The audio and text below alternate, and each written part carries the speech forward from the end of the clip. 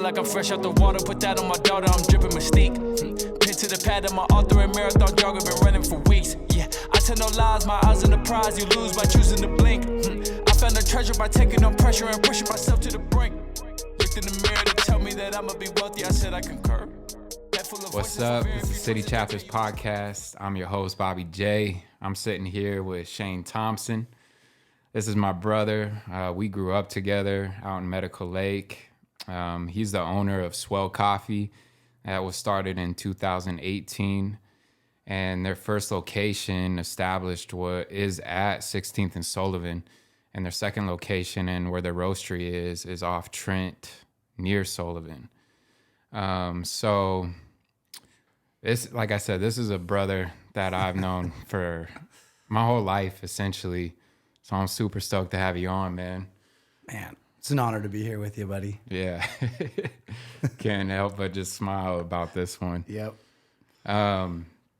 So tell us about your upbringing. We were just off camera and you told me you were born in New York, which is actually something I didn't know. Yeah. Originally an East Coast kid. East Coast kid. But raised by the Northwest. Yeah, definitely in Northwest raised. I often think about the fact that if I would have grown up on the East Coast, I would have been a way different character than I am today. But yeah, I was born in New York, lived on Long Island, and I was a wild child. I guess we can start there. I'll share just a quick story because it kind of explains who I am today. You know me as a wild dude, and I have been my whole life and still am. Mm-hmm. My parents were actually sharing stories when we were hanging out this weekend with some friends of ours about me as a kid in this house in New York. As a kid, I was kind of an escape artist when I was a toddler. Yeah. And they were sharing some crazy stories. One of them is they took me to an amusement park and I ran off when I was 2 years old. They lost me at like a legit big amusement park called Sesame World. Oh, snap. My dad was supposed to watch me in the ball pit, turned his head, and I was gone. Oh, my goodness. The rest is history. Here I am. Found me 35 years later. 2 years old, went to the highest point in the park that I could find, and which was this huge water slide. So my parents said, you as a parent, which I am now, you freak out when your kids are gone. Yeah.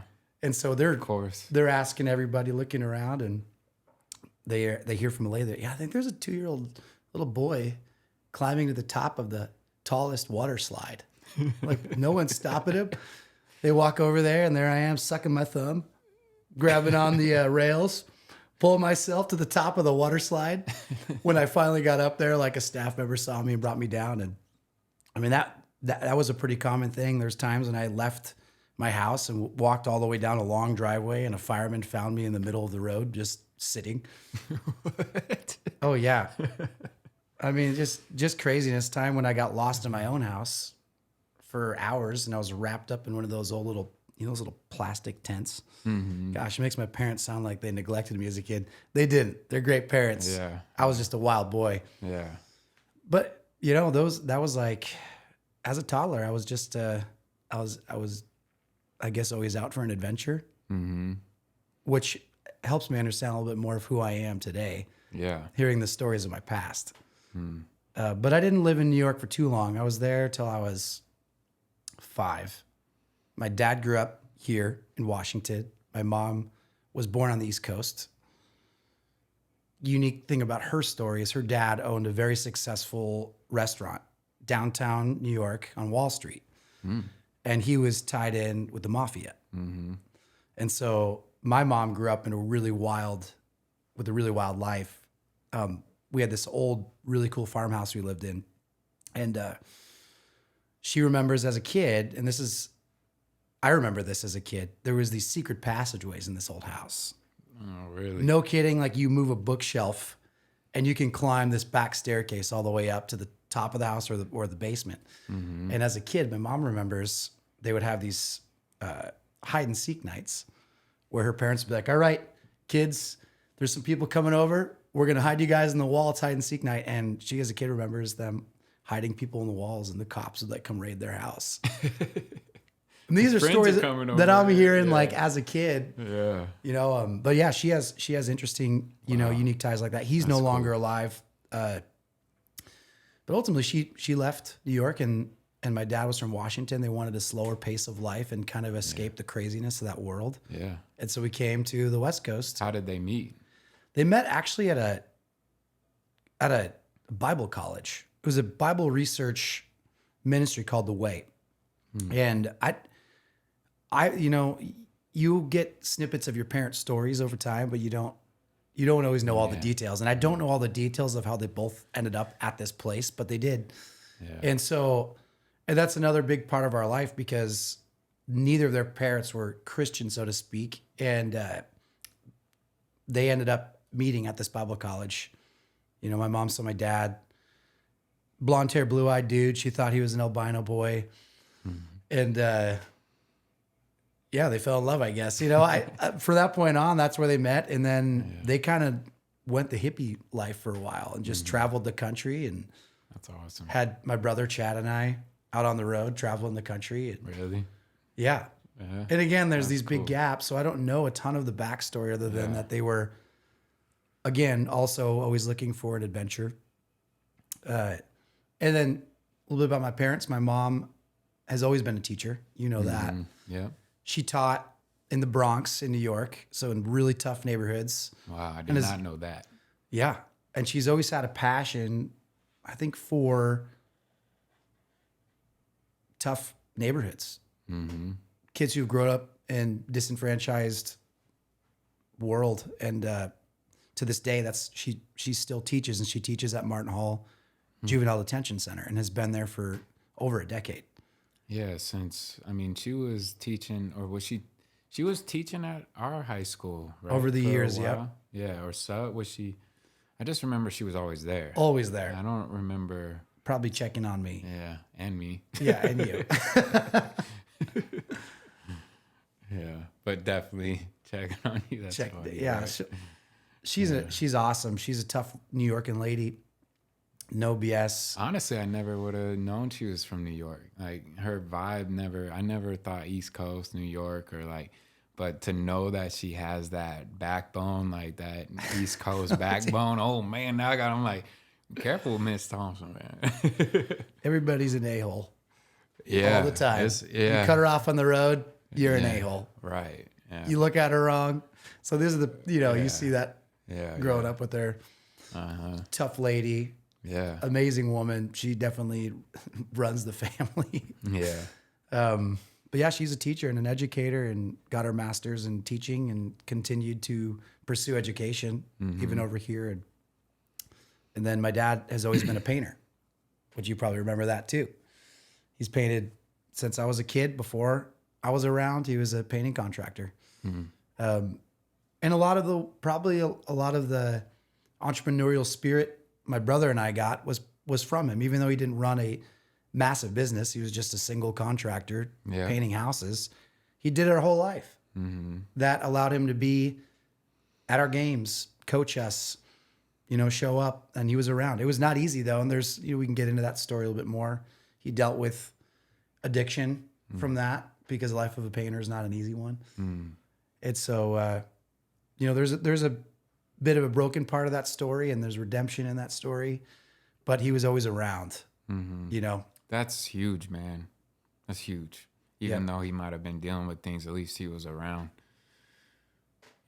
That's something that I didn't get to experience with my dad. He didn't have any addiction problem like substances or anything, but addicted to work and just wasn't around, Yeah. He didn't come to my games. He didn't, none of that. So, I think it's always that balance. Like, we all deal with different things, but there's always those things that are hard to deal with for everybody, I think, in all relationships with their parents, at some level, at least, I don't think most of us are fortunate enough to get just zenned in parents, I mean, we're all trying to figure out what the hell's going on around here. There's a mess in everyone's life, no matter how much they cover it up or how good things look on the outside. There's always a mess. Right. And our life was not perfect by any means. My parents worked hard. Yeah. And there's a lot of, conflict in that too. Mm-hmm. My mom being a tough woman. Mm-hmm. My dad had to learn how to deal with that. Yeah. It's really a miracle they're still married to this day. Yeah. But they've pushed through, and it was never easy and was never simple. And so with that, I think we were talking again this weekend about painting and how it's like painters drink. You drink because you got to deal with beehives and falling off ladders and working in the dead of winter or the blazing hot sun, and that was a part of my dad's life and something he's also come out of and,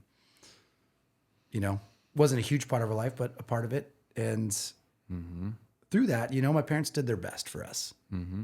We're medical aid kids. We didn't grow up rich. We lived a pretty simple lifestyle out on some acreage and shooting BB guns and killing birds and playing around in state land and getting wild out there. Yeah. I mean, you remember those days. Yeah, and you guys really did live quite a ways out there. If I remember correctly. It's been so long since I was at your guys' place, but it was out there. Yeah. A couple miles, right? Yeah. Yeah. Almost to the Air Force Base. Yeah. Off Brooks Road and off Brooks, yeah. Across from the state land, which was rad growing up. Right. Yeah, that'd be cool. And really from that point on, when we moved to the Northwest, I think that's where adventure became a huge part of our lives. Yeah. I was exposed to every sport as a kid, which I'm really blessed that I got that opportunity. But I really gravitated towards board sports. Mm-hmm. There was really two things I ended up doing was soccer and board sports. Those are the cultures that I loved and I still love to this day. Yeah. Still influences how I dress and what I do with my free time and spend my money on a lot of times. And coffee came later as another obsession. But those things shaped me. We've spent a lot of years snowboarding together and skateboarding and doing all that crazy stuff. And yeah, a lot of years, man. Most formative years for sure out there. Going to a big mountain together. Wow, Big Mountain was awesome. That was such a cool experience. Were you with us when we rode down naked? Man. You may have been with us. I probably was. I don't know, man. It's hard to recall all those years because there was so much wild things we were all doing. But you probably got naked part of quite it. a few times. So. We did. Bobby and I used to get naked and find the local hotel pools, and we call it hotel hopping. Yeah. The Red Lion Hotel. Yeah, that was hilarious. I actually forgot about those times, man. Go pool hopping. Building climbing. Yeah. Yeah. I don't know if you're part of Big Mountain, but I don't remember. I went to Big Mountain with you guys. I don't remember if I went the year you guys rode. We went to the top of the mountain. We all decided. I think you guys did that the year before. We all decided to take off our snow gear and ride down just our boots naked. Which is funny because we did that on a Young Life trip where you guys did it, whether I was there or not. I'm not sure, but oh yeah, I feel like I would distinctly remember that, and I can't say that I do. So I feel like that was the year before, but I do remember hearing about it. Let's put this on record. Ramsey Proofnick, who owns Hello Sugar and Strategy Labs. Yeah. That dude did it right with us and took a poop while he was riding down the mountain. That's right. Took a poop. No, that was the year before. I remember this now. Yeah, it was the year before I went. I was like, I gotta go next year, dude. Oh, dude, I think we actually filmed the entire thing from the back. Yeah. To try to keep it somewhat PG. Yeah. And then Young Life made us delete the video, but we rode right into the village. Yeah. Probably shriveled up like a prune, cruising in, naked. Yeah. Put our stuff on and got on the bus and went back. And this is a Christian winter camp. Yeah. Young Life was wild, man. It was so much fun because it was wild, but it was good, fun, It was just good fun. Just young boys being fun and just being wild, man. Yeah. And it was cool they let us kind of have that, or they kind of even fostered it a bit themselves. Because you think back and it's like a lot of those leaders weren't much older than us, really. So no, they're like, yeah, let's I still want to have fun. It wasn't like they're like, yo, grow up. It was, It was before the day, when insurance was a big deal and you had to report things like this. You could get away with a lot more stuff. And for sure. You can't. No.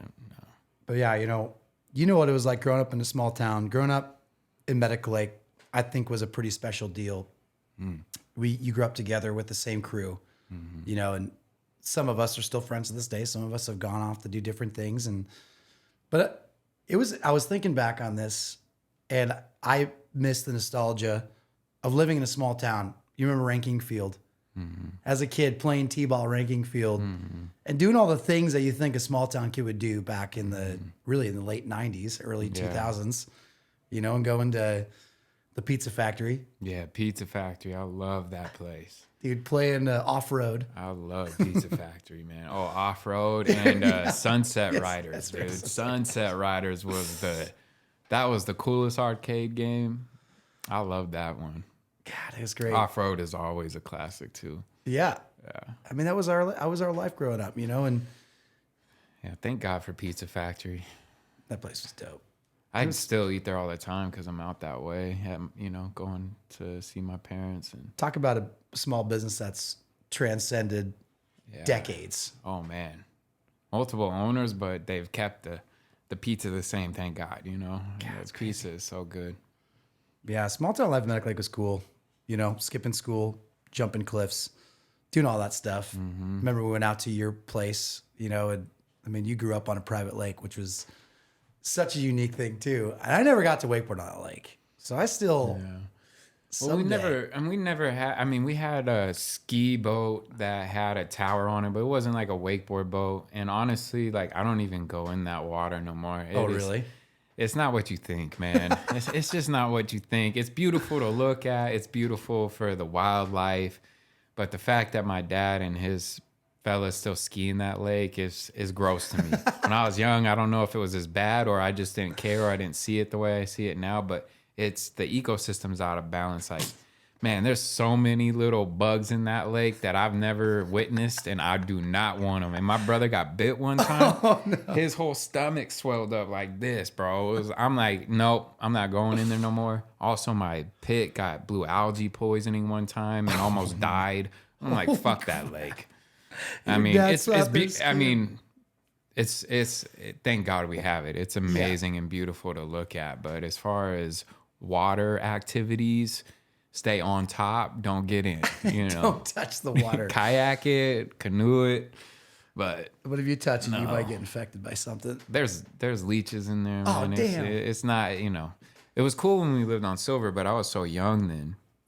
And then we moved to Otter when I was, I don't know, probably like 12 or so, I would guess, somewhere around there. One thing that is really vivid in my mind, and, check the facts in case I'm wrong, but if you go into the River Park Square and they have that map of the lakes on the ground, Otter Lake. It's so weird it's there. Every time I walk by, I still brag about that. Yeah. Oh, yeah, I know the dude who grew up on this little lake. Yeah. It's crazy that it's there because, nobody's ever heard of it, and just the fact that they put it there is really cool. Also, what's really cool is, why is it called Otter Lake? I don't know. I'm like, I've never seen otters here for 10 years. I never saw one otter. All of a sudden, 3 years ago, otters started popping up. River otters. Really? Yeah.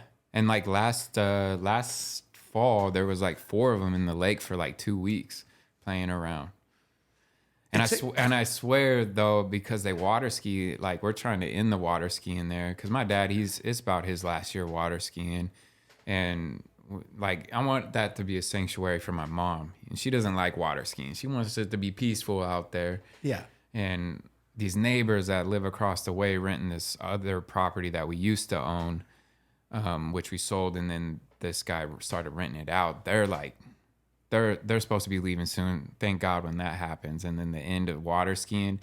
And I think the nature there would start bouncing back a lot because they ski a few times a week, but that's enough to discourage wildlife from really staying there. So, but yeah, there's a huge beaver dam out there, which is awesome. Otters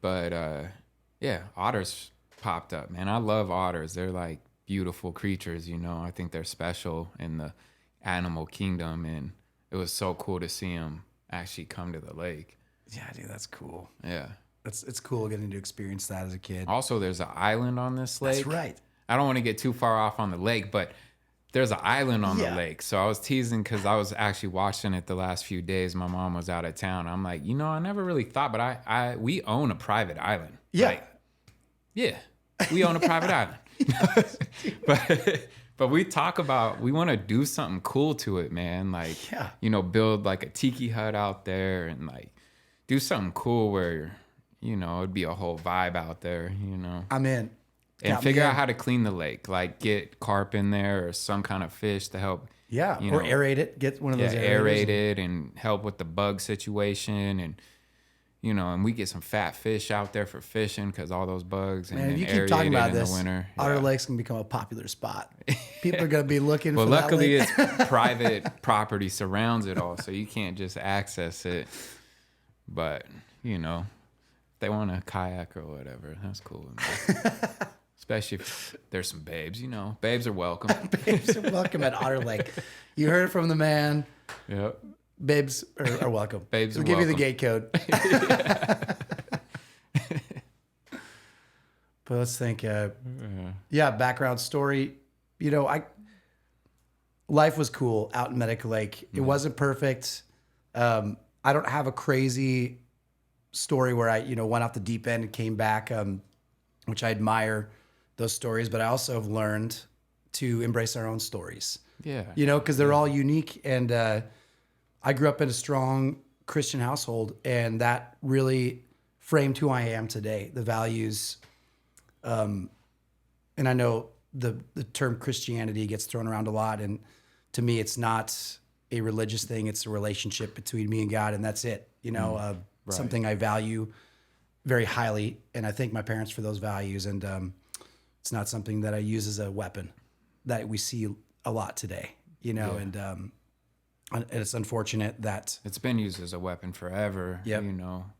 To kill, to all sorts of nasty things. So, yeah, I like your relationship with Christianity. I've always respected it and liked it. How you treat it, how you think about Christianity, I think is more in line with how it should, how Jesus probably intended it. Yeah, it's you're not judging others, you know what I mean, or telling them what they need to do. So, yeah, if you love people well, it goes a long way. Mm-hmm. And really, it's what Christ did: is love people well, and obviously that gets lost on our culture these days. And so, it's definitely something that I'm passionate about is being authentic in what I believe, and not straying and believing something just because it was given to me as a kid, but really researching it on my own and learning where my values stand. And I've spent a lot of years doing that. And there's times I've struggled with it. There's times I still struggle with it, but that's a part of who I am and part of what's shaped me, big part of what's shaped me to be who I am today. And I really thank my parents for that, because they did set a strong foundation of good values. We grew up, what was kind of cool, my parents always brought people into our house. You may not have known this, but we had a lot of friends live with us over the years at the house that were going through a tough time. Maybe their parents, were not in a good place so they could watch them, or military parents or whatever. But we had tons of people live with us, and my mom was always so hospitable. Yeah. And I loved that. I loved that she opened up our house to be a place where people can come as a sanctuary and just get loved on and have a normal life. And I got to grow up around that. And that also shaped me to be a person who values people and relationships. And I would say if there's one thing that I've really grown in over the years and I've tried to become a master at, it's relationships. Because relationships are absolutely key in everything. I wouldn't have a business if it wasn't for relationships, or we wouldn't be buddies, right? There's just so many connections that come from treating people well and building relationships. And my parents did that so well, and they still do that so well to this day. My brother Chad and I are really blessed to grow up with that understanding that we don't got to be perfect. There's perfection is not part of that. It's just loving people well. And those values, come from who Christ actually was. And So I'm thankful for that part of my life, you know, and Young Life did play part of that. A guy named Tyler Stitt was a leader. Yeah. You know, love Tyler, man. He that was the first experience of having a mentor in my life. And I'm a huge fan of mentors. He's probably one of the first two, at least at that time frame for me as well. Yeah. And he also brought, you know, I grew up in a very strong biblical research world. So it wasn't so exciting for me as a kid. Mm-hmm. I didn't really come to want to know anything about God probably till I was in high school or later. When I was young, it was just information. It was pretty freaking boring, to be honest. Like I wasn't excited about it. But when I met Tyler, I was introduced to really the man of who Jesus was and this relationship that Jesus wanted with me. And it was not about just information.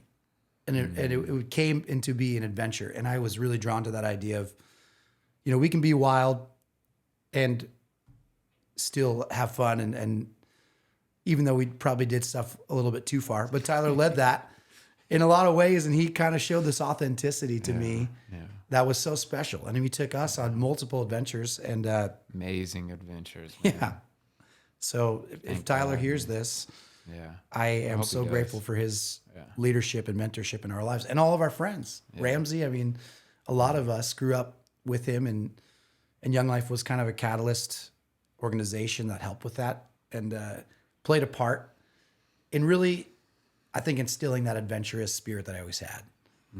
You know, some of the most amazing places I've been is because of Young Life. You know, well, I know one for sure is Malibu, which I got to experience 2 years. And that place, I mean, I've been to a lot of beautiful places, but something about that place was incredibly special. The time that we went and those Snohomish girls were there.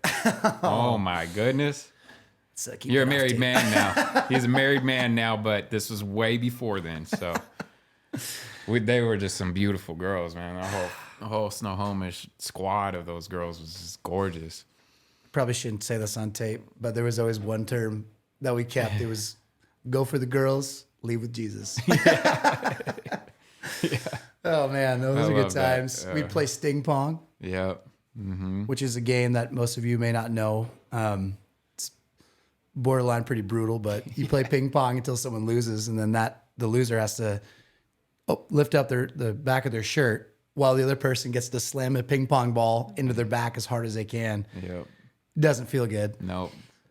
But me and Tyler to a paintball almost. Me and Tyler were pretty good at ping pong, so we would just take advantage and destroy people and just be well in people's backs. I remember those days. Malibu was sick. Yeah. One of the cool things about that place was you're in the middle of this inlet called the Princess Louise Inlet, way up in Canada. You can only get there by boat. There's no roads there. It's this insane paradise. And then there's sea creatures swimming throughout it's insane. The bay. I had this like amazing experience wakeboarding up there. I fell, which I think back on wakeboarding there. I mean, it was a little wild because there'd be like big trees in the water and stuff like, or potential shark. Killer whales. I'm not scared of killer whales. I actually have a dream of swimming with one of those one day. That's on my bucket list. But yeah, sharks for sure. But anyway, I had fell and like 2 seals popped up like 5 feet from me and were just like looking at me in the water, and I was just looking at them, and I just waited a few minutes before I got pulled up again because I was just like, oh, I'm just gonna hang out with these guys. Like this is so crazy. And then there's like 1,000-foot cliffs and mountains right above you, and you're just in like, what is going on? Like that place was so beautiful. Like I don't, as far as like being in the mountains and nature, I haven't been to a place like that again yet. That place was just unreal. It really is. And we got to see a bear while we were there. We got to see, it was just awesome, man. The bioluminescence, phosphorescence at nighttime. Mm-hmm. You could run your hand through the water at night and the water would light up. Yeah. Or you could see huge fish and sea creatures swimming below. And as they're swimming below, it's lighting up the water. Mm-hmm. It really was a magical place. Magical, man. Magical. Those places are really special, and we're just such good times. And we got to share some of that stuff together. Yeah, that was awesome, man. Your senior year, right? And I was a sophomore. Or no. You're only a year younger, right? I graduated in 2005. I'm 07. Oh, you were okay. Yeah, you were a couple of years. Were you a leader that year? I could have been. Definitely not qualified. Maybe you just graduated and we went. Maybe that's what it was. Oh, man. Can't remember. Yeah, that's another fun thing about those organizations is like they give young people a chance to be a leader, and I don't know if they're quite ready for that. Yeah. I mean, I think we were probably still trying to sneak out of windows. Oh yeah, in the middle of the night. Oh yeah, for sure, dude. No doubt. But that's kind of what's like the whole. I think what's so fun about it, is that you have, like it is Christian, but it's like about having fun, and like. I did get in big trouble at Wild Horse one year for sneaking out. And then they sent all these people to look for me. And I was like on some black ops. I'm like hiding in the hills. Like I thought it was hilarious, because we'd done stuff like this before. But then it was like, oh, there's like 20 people looking. They put on the intercom like, hey, if you guys don't come back, we're going to have to call the rescue team. And you guys, your parents are going to have, they say this over the whole camp. Yeah. So then we come in, it's chow time. We come in and everybody just stops eating and looks at us. And I'm like, yeah. And we're talking about hundreds and hundreds. Yeah. Of like 500 or 600 kids are at this thing. Which Wild Horse is insane because it was at that famous cult place. The Rajneesh. The Rajneesh, yeah. Wild Country is the podcast that talks about. The Netflix show too. Netflix, that's right. Or the Netflix show. I watched that.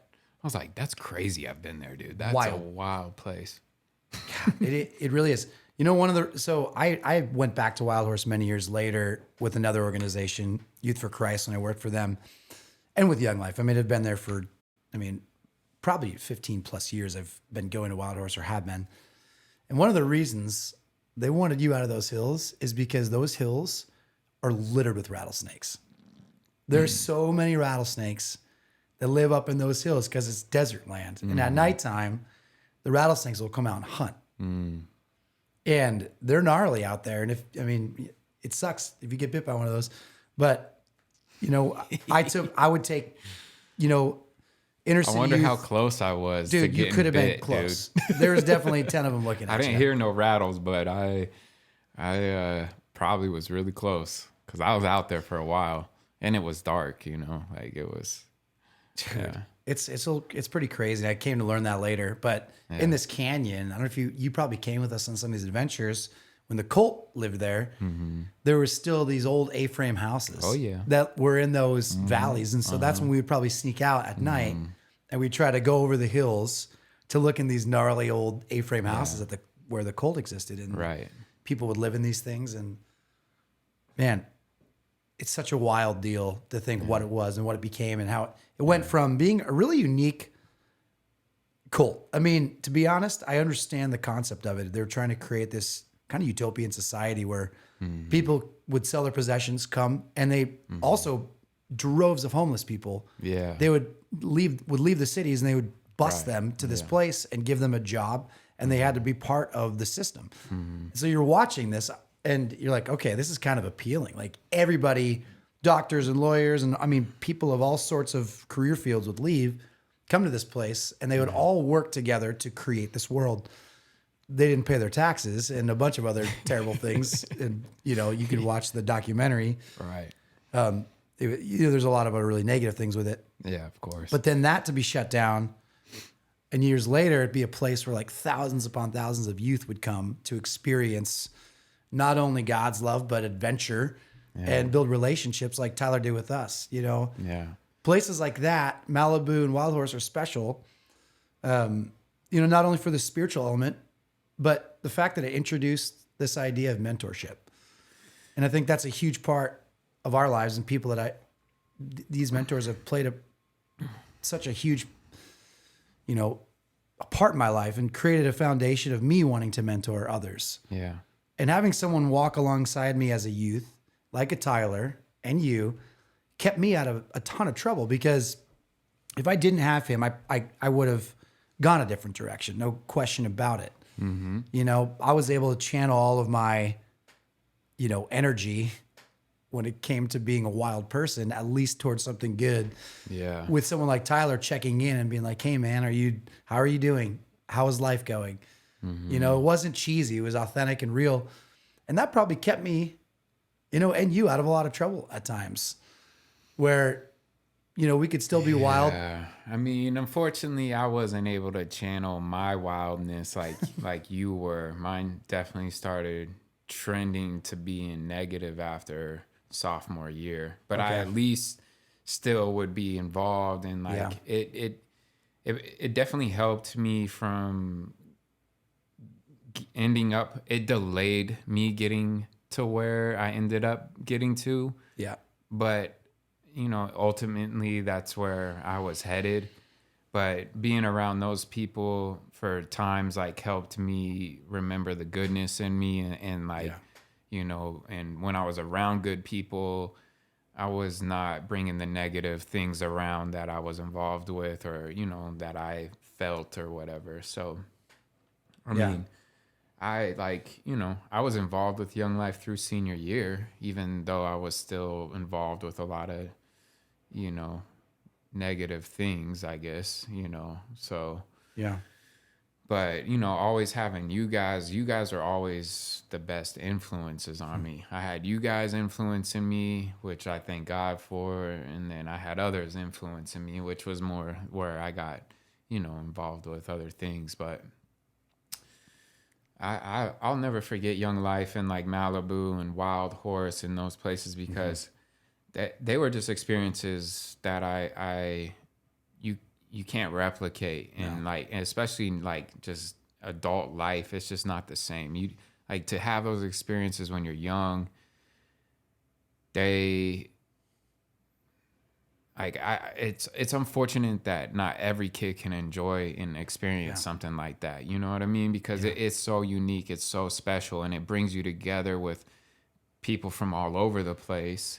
And there's, you know, you're young, there's beautiful girls, there's, you know, you're having fun. Like there's awesome adventures to go on, amazing things to experience, whether it's the blob out in the middle of mountains, like, or whether it's kayaking in the inlets, or, you know, Wild Horse had an awesome pool, and like, you know, there's just all this cool stuff going on, and music, and it was just like, you know, I probably haven't had such a fun week as like since Malibu, you know what I mean? Like, I mean, like probably I haven't had such a good week since then, you know, like those experiences were so unique, and, you know, but they are like what gives me hope with city chapters of the dreams I have. Like, how can I foster like a retreat week for us as adults that's like, you know, something similar to that, you know, like, and I know people on Otter do Island. that on Otter Island. Let's put a water slide on there. Yeah. I've always thought about building a ramp to clear the island. Dude, yes. Now, this is going to take some thinking, or not, but we should do it. Well, yeah, I'm in. Get some jet skis and just, you know. No, that's a cool vision with Someone city that might, chapters. Because I think a lot of us lose the ability to have fun. You know, life gets hard, and that's not because of our desire for it. We just know that there's challenges in life that we all face. And life beats you down, bro. It beats you down. You know, life beats a lot of people down, and you lose that wild spirit. You know, you don't ever really lose it, but it gets suppressed. You know what I mean? And you get so entangled with survival sometimes or whatever that you don't have the energy to even think about going and doing wild and fun things at times, you know. But you know, that's something I've never given up on, as much as I've struggled with business and just the damage that I did in my early life and trying to heal from that. Like, you know, last year, like, I really got back into snowboarding more than I had the last few seasons, and I started going off, you know what I mean? And I can't wait to get back this season, because it's like I established such a good base again last season that I'm like, next season I'm going to take it a lot. My skill set is going to be a lot more established with the things that I started, tapping back into. I hadn't tapped back into that kind of riding since I was young. You know what I mean? Like there was years where I didn't even barely ride. And then there was years where I got back into it and I was like, oh, I'm just going to shred, but this last year I'm like, no, I'm going to go big on some things, and it was about facing, it's funny now thinking about that season and what I was thinking during this last season, but it was about facing fear. Totally. That's like all it was really about why I was like, oh, I'm 33 or 32, like at that time. And who says I can't go do these things? You know what I mean? Like I watch riders my age, of course, they're professionals and they've been riding crazy since they were very young. But so did I at a capacity of the environment that I had access to most of the time. Like we don't ride big mountain here. It's, our mountains are really small, really overall. Yeah. You know what I mean? Like, so our skill sets can only traverse so far unless you're able to go travel to bigger mountains and experience that. But for what we had access to, we made it work, you know what I mean? And we got wild. And, some of the wildest riding that established me when I was young was with you and your brother, hands down. You know what I mean? You guys pushed me to levels I probably wouldn't have went to by myself. And mind you, I'm like 14, and you guys are like 16 and, your brother's 18 or whatnot or somewhere around there, right? And so like I'm the little dude, like, come on, bro, like you gotta hit it like we do. And I'm like, I don't know, man, like, but I'm going, and honestly, I did know I was fearless when I was that age. I was fearless. Like I would try anything at that age. So you get older, the repercussions of pain, the repercussions if you lose time away because you're injured from your business or, whatever it is. But I'm not gonna live life because of that. Yeah. And so for, that's kind of the premise of like what triggered me this season. I'm like, I'm going to live on this snowboard, dude. I want to see what I can push it to, before for sure the time is past where I can't, So yeah, that was a good season, man. That was a good season. I'm watching this guy on Facebook posting videos of him throwing wildcat backflips over a jump. And the first one isn't big enough. So he's like, oh, I'm going to do it again. And then he sends the next one even bigger. Yeah. 32 years old, slaying jumps. It's freaking awesome. It inspires me to keep, because I get, I still get a little bit more reserved about snowboarding these days. And it was sick seeing you throw some flips. And yeah, man. Rails still scare me, man. I can't lie about the rails. They still get in my head, but I've been hitting them more for sure. Yeah. Definitely took some hits this season on some rails. Makes you feel alive. That's why I still love skateboarding and snowboarding, because again, it's a sport where you're battling against yourself. You're not on a team. No one's telling you what you can or can't do. And I've always loved that. I've played team sports and I like team sports to some degree, but there's always someone yelling at you. You can be benched. If you're like, we've talked about if you make a bad play, maybe one of your teammates is like, what? Come on, man. Yeah. Snowboarding, it's you, it's the culture, it's everything that, fosters this idea of being, an individual challenging yourself. And I still love that to this day. Now I have 3 little kids and my wife and I take them to the mountain. I'm watching my son, Jude, do that stuff now. Yeah. And Jude's wild. He's a wild boy. He's a wild one. He's a wild boy. He's going to be, he's going to go for it. And but it's cool because like you said, you're overcoming fear like you did at 32 years old, having to think about, okay, I know the danger of doing a backflip on this jump. Mm-hmm. My nose could clip and I'm going to face plant and potentially break multiple bones in my body. Yeah. But you're like, you know what? Enough speed, enough pop. There's a good chance I'm going to make it. Yeah. And that fear mindset hits us later on in life because we've experienced more. And as kids, you just go for it and your bones are rubber and you can slam a million times. But now as an adult, and it's something I really learned in a really weird way to accept, is that I like skateboarding and snowboarding because I can still slam.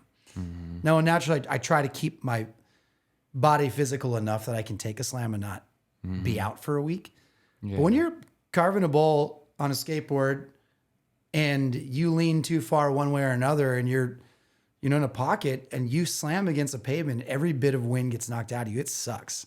At 35 years old, really sucks. But then you sit there for a minute and it makes you feel alive. And maybe I'm the only person who feels that, but there's something that makes you come alive when you slam hard. And then it's also the motivation to want to stay in shape so that you can take those slams and get back up and try again. But man, we take slams in this life. Yeah. And I remember hearing the statistic of skateboarding where it's like, a football player strains a quad out for 2 weeks, like a baseball player like gets hit with a baseball somewhere and they're out for a week.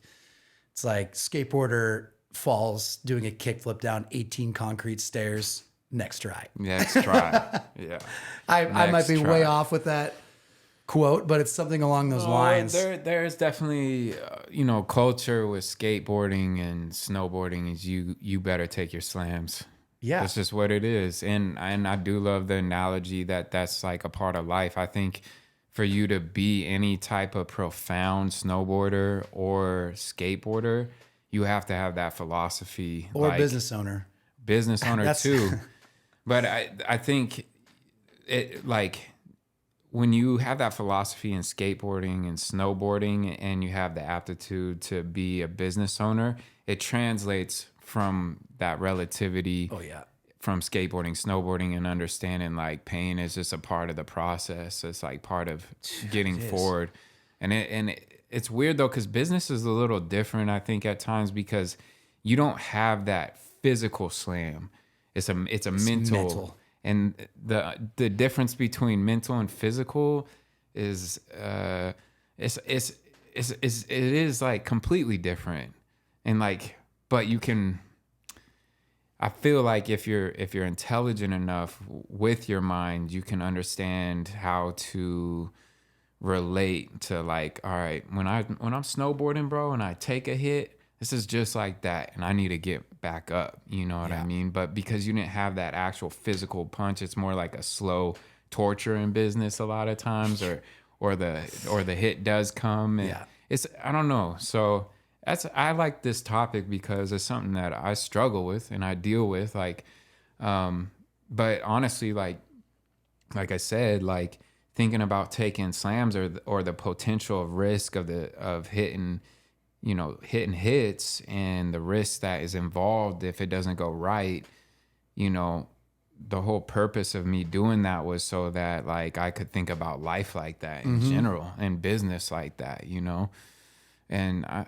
until talking about it with you now, I think I've kind of forgotten that because I've been just like, life has been just getting me down until this last week. I had a experience. I took some plant medicine and I had some immense healing through my mind and my body, and just like having the ability to look outside of what I've been dealing with and understanding that it was a lesson that I needed. And unfortunately it was breaking me down spiritually, physically, mentally. Like I just was sick, man, really, you know what I mean? Just like with what I've been trying to deal with.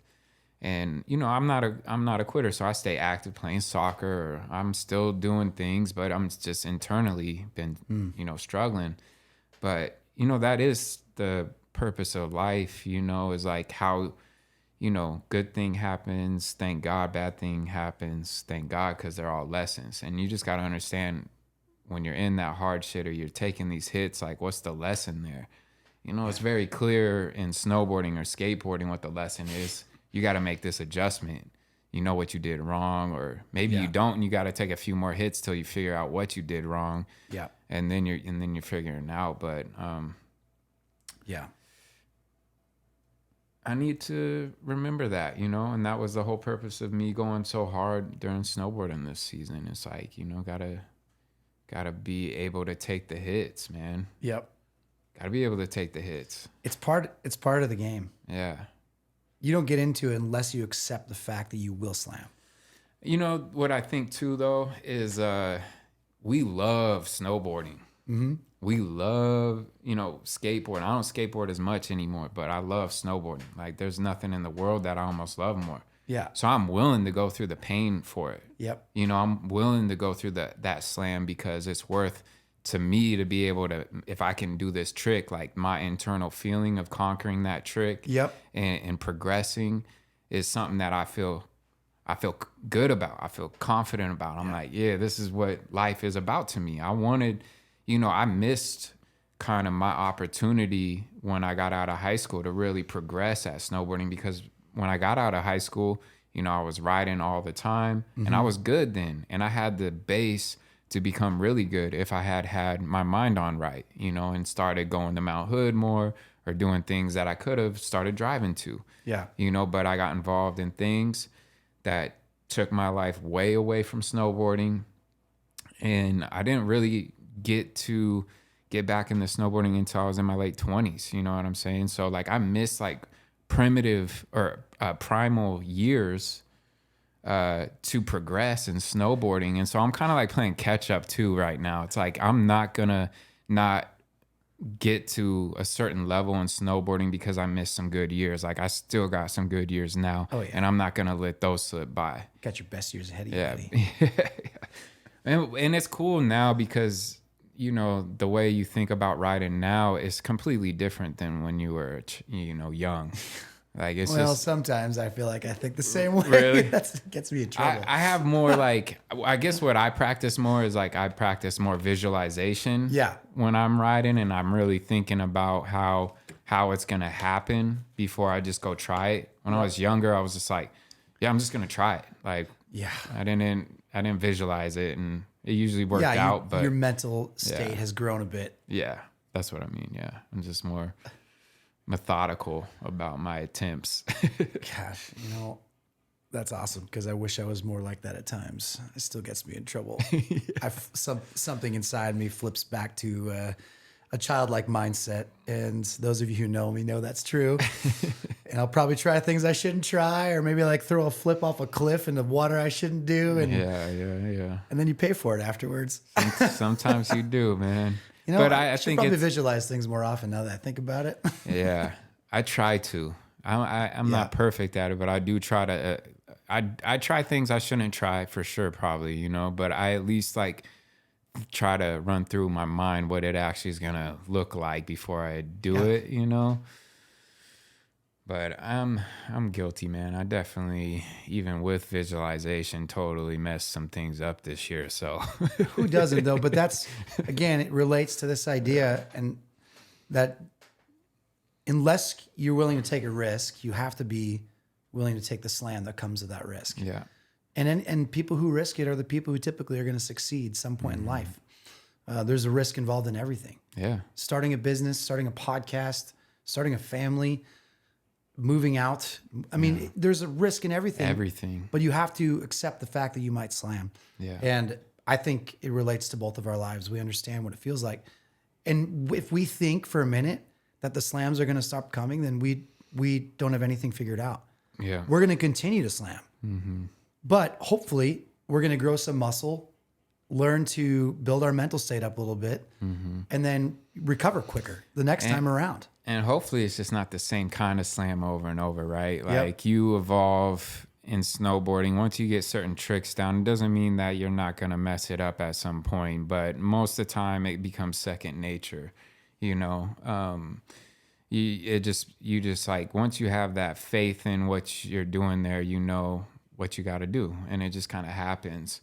Now, new tricks is always the challenge, but I think that's what, like, for me, the relationship to life, or the relativity to life, is like, a lot of us keep trying the same trick and not learning the lesson and keep slamming, like just being stubborn, not taking advice, or not listening to our own inner voice telling us that this is what you need to tweak here, man. Like, because life is just going to keep giving you the same lessons until you figure it out. You know what I mean? And I've dealt with the same lessons over and over and over and over and over again in life, mainly centering around alcohol for me. Yeah. You know, just like trying to barter with life that I can have a drink or that I should be able to drink because my friends do, or like that's what, you know, and like drinking for me has just caused so much bullshit in my life, man. Like, and thank God that I'm still here, you know, because like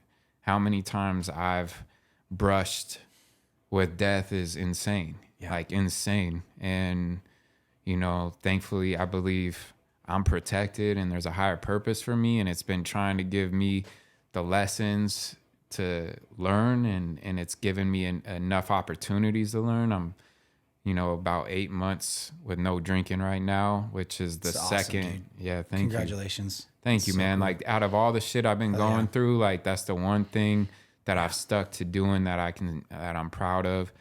And for me, like I see it as like being put through the fire right now, because like there was, you know, I don't even care at this point of sharing it. I haven't shared it mostly, but like April 17th last year, I was part of sponsoring a show, and I hadn't drank in a while, like 3 months or something. I was like, I'm going to drink tonight. We're having a fun night. Well, I ended up getting back in my old state, drinking a bunch, end up, you know, getting into a situation at the bar with people. I get kicked out. I drive away. My friends try to stop me. Yeah. But I'm like blacked out, you know, and I ended up getting pulled over and getting a DUI. And, you know, I've been dealing with the repercussions for a year. I've had a blow and go for a year because I denied, you know, getting doing the breathalyzer, because I'm like, we know what's happening here. I'm going to jail. Like there's no way around this. Like I'm not gonna be walking lines or anything.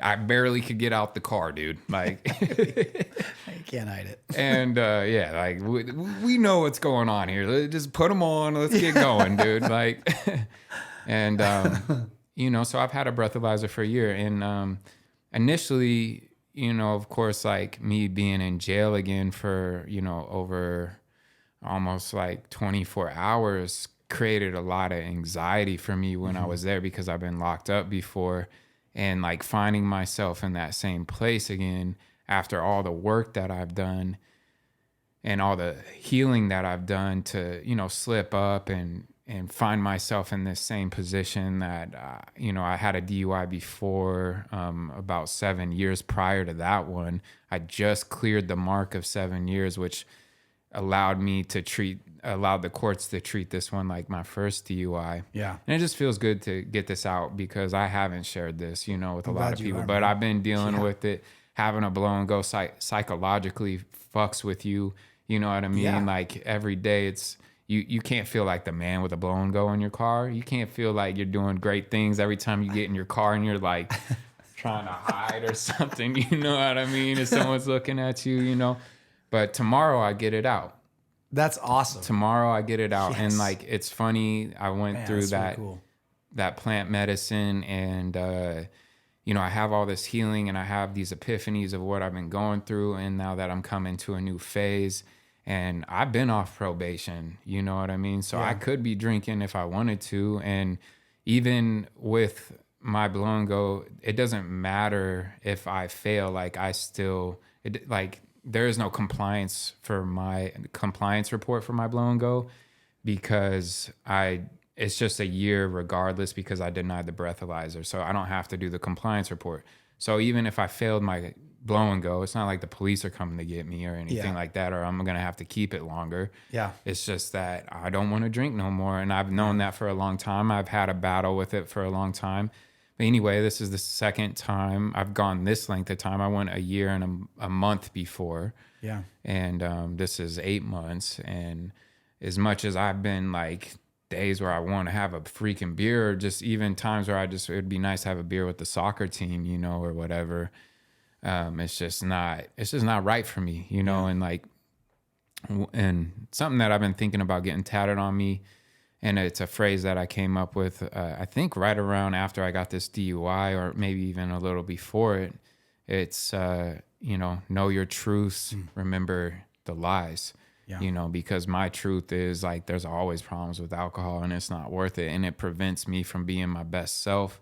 And I want to see what that person looks like, you know what I mean? But I've allowed alcohol to keep delaying me reaching that potential, reaching that person. And I know he's in there. I feel him, and he speaks to me every day, but I also have my lower self speak to me every day, you know, and it's like that constant battle inside of how do you find that, how do you just stop being a complete idiot and stop doing the things that you know you shouldn't do, you know? But why is that so hard for us as humans? It's more obviously complex because the mind's a tricky thing, but you know, it is possible and it can be done. And you just got to believe it and keep trying, you know, if you have that opportunity. Luckily, I've had the opportunities to keep trying, you know. But anyway, I say all that just to get it off the plate. And I don't even originally remember why I started telling that story. I'm glad you did, because I think a lot of us aren't always willing to be vulnerable about the stuff that's going on in our lives.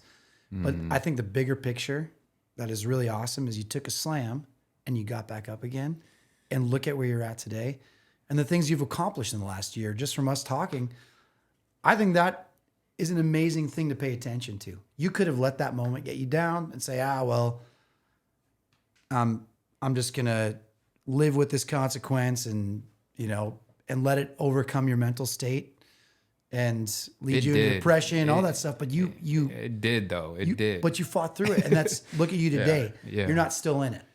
No, I mean, the one thing about me is like, I just keep trying to get back up. Yeah. That is the best attribute that I have, me personally, that I think is like, I just keep trying. Like I just keep trying to get back up, you know, and keep going forward. I love that phrase, you know, that monologue from Rocky where he's talking to his son about, you know, life's about how hard you can get hit and keep getting back up. Yep. And man, I relate to that monologue from that movie deeply. I think a lot of people do, of course, you know, because a lot of people want to blame others. And at least that's another thing for me. I don't blame others. I even, you know, that night I did not treat the police probably as best as I could have. You know, I wasn't happy that night that I was getting arrested, but I knew I was getting arrested and I let them do their job easily. You know, I just was also giving them some shit. Yeah. Because I was wasted and I've been drinking tequila, and that's, you know, they have a nickname for me when I'm drinking. It's Bobcat, and I'm one. You know, who knows, man? You can either be the friendly Bobcat or you can be the, you know, he's a little ferocious. All right, you got to watch out now. But no, seriously though, you know, like I look back, and even once I got out of jail, I was like, you know what? Thank you that I got arrested, because the way I was driving, I was in total blackout driving. Yeah. And, you know, I come to and I'm on the freeway going way, way, way too fast. Yeah. I see the police. I slam on my brakes. Dust is going everywhere. Luckily, I drive a nice car that kept control, and I get off the freeway. They followed me and they pulled me over, you know, but if I hadn't had that trigger my memory back or to wake me up, I mean, I could have wrecked that car. Yep. I might have kept driving to my house insane, like, you know, and like whatever happened in that moment where the police were there, it slowed me down. It took me away from the wheel. Yeah. And it took me to my timeout. You know what I mean? And I needed it. Yeah. And so thank God for it. And thank God for the blow and go. Like there's times I get frustrated with it where it doesn't, you know, like comply. It's like, you got to try again, or don't blow so hard, or don't inhale, or what. I'm like, damn, bro, let me just start my car, dude. Jesus. But I have to remember that this was the lesson that I needed. Yeah. You know what I mean? This is the slam that I needed, because I tried doing something I know better than to do, you know? Yeah. And so I'm thankful for the lesson, and I'm very thankful that I'm a day away from it, you know, officially being over. That's badass, you know? Dude. So that I'm very thankful for, man. Thanks for sharing that. Yeah. That's awesome. Yeah, man. it feels good to get it out. Yeah. Now it's out in the world now, you know, whatever. I'm at the end of it, so it's like, there it is. It's a reminder that every one of us is human. We might be good at hiding our mistakes or pretending that they're not there. Yeah, exactly. But that's what this podcast is about too, is you have to be willing to share your story. Yep. Like you said, I love the idea of city chapters because every story has a chapter. You know, within that chapter, there's slams, there's like high points and low points. And I'm stoked that you shared that. Yeah. Yeah. That's really cool. Yeah. Way to go, man. Tomorrow's the end day. Yeah, man. Awesome. You know, time's a funny thing, man, especially the last few years with everything that's been going on. This year feels like it's been forever, dude, in certain ways, right? It just feels like forever, man. Oh, so I'm just glad to be able to have gotten through it. And like the plant medicine came at the right time, you know? Yeah. And, it just, man, plant medicine for me, it's just, there's nothing like it, man. There's just nothing like it. And I'm just thankful that I had that experience. It helped me out with a lot of the depression and anxiety and just things that I've been dealing with. So, and it comes like at this time where I'm like starting a new section of my chapter, you know, so. Yeah. That's great. It's cool you found something that's been able to lift you out of that.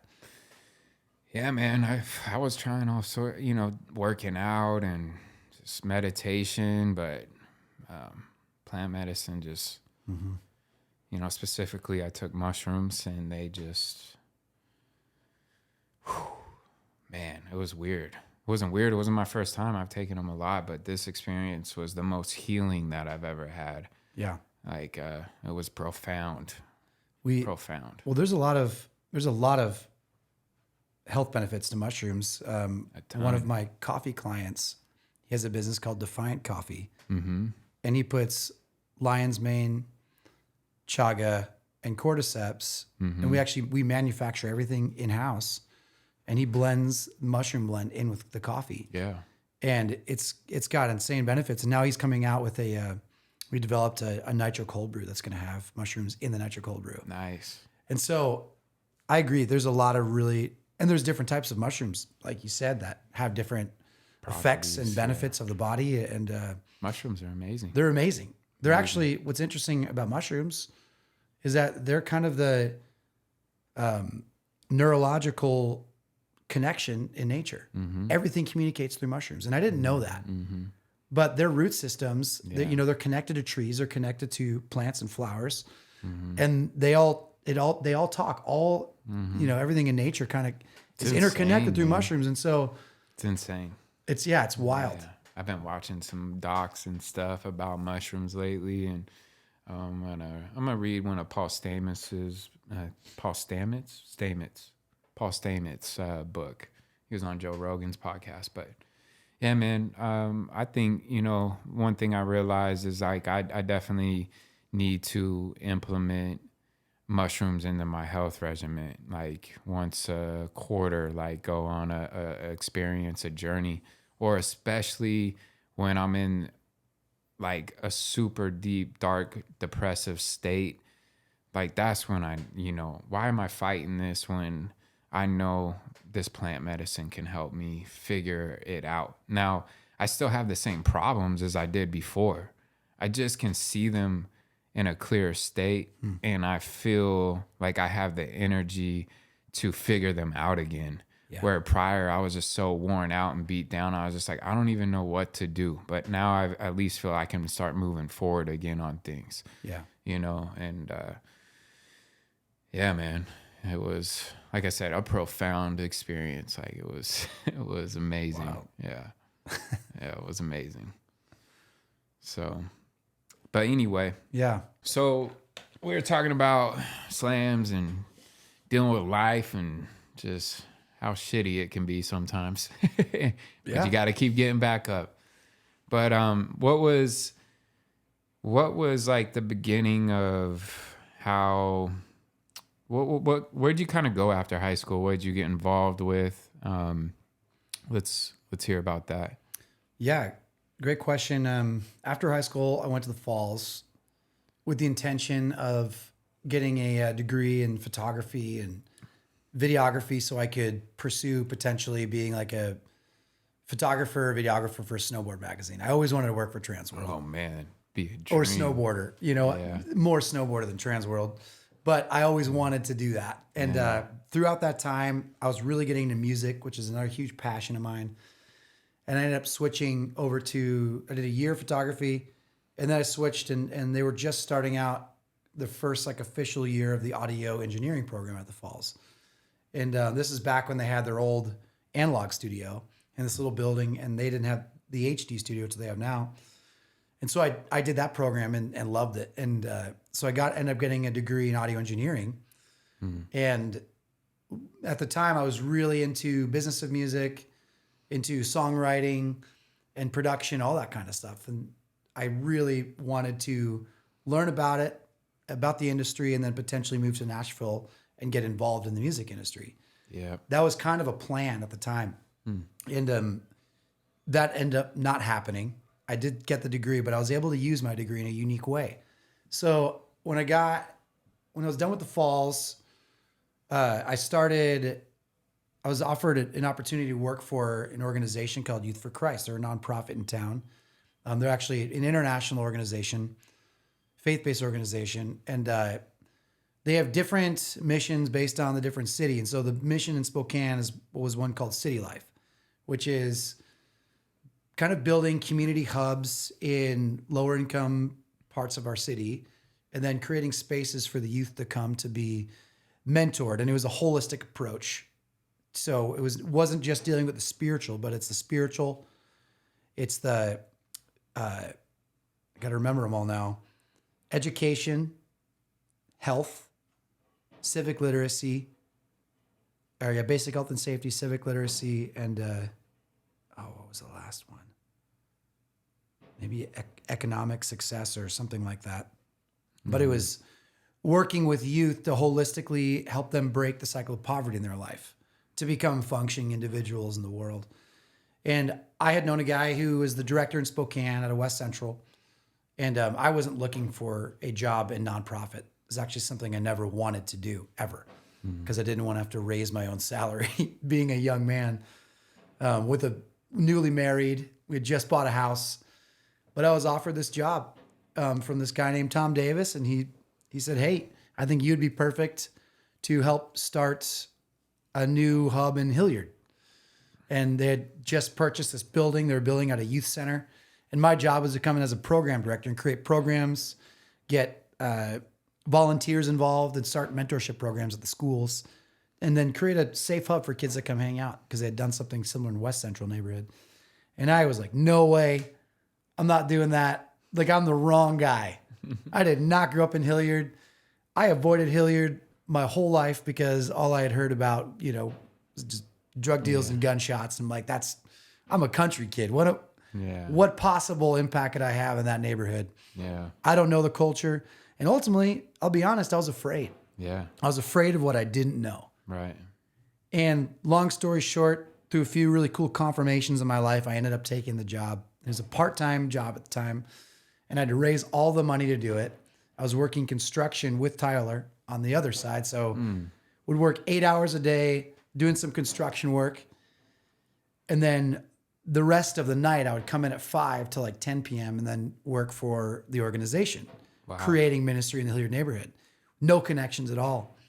And so I just started going to hang out at Shaw Middle School and met a bunch of really cool kids that I still am friends with to this day. I've walked with them through generations of their life. And that opportunity turned into a full-time deal where I ended up taking over that Hilliard location and building out, a robust, unique youth center that we had. I ended up building a recording studio so kids could come in and record songs for free. And so I created a program around that where mentors could come and hang out with kids, write songs, record those songs, and share their stories. And then we, with my sister-in-law, and she wasn't my sister-in-law at the time. Her name is Annie Mae. She had this vision of starting something called the Resiliency Project, which to this day I think is one of the coolest things that's ever happened in Spokane. Really? We booked out the Bing Crosby Theater. Yeah. We did it 2 or 3 years in a row, and we did this whole concert of kids sharing their stories of resilience from Hilliard, West Central, north side of Spokane, downtown, and they would get on stage and share poems, rap, dance, songs.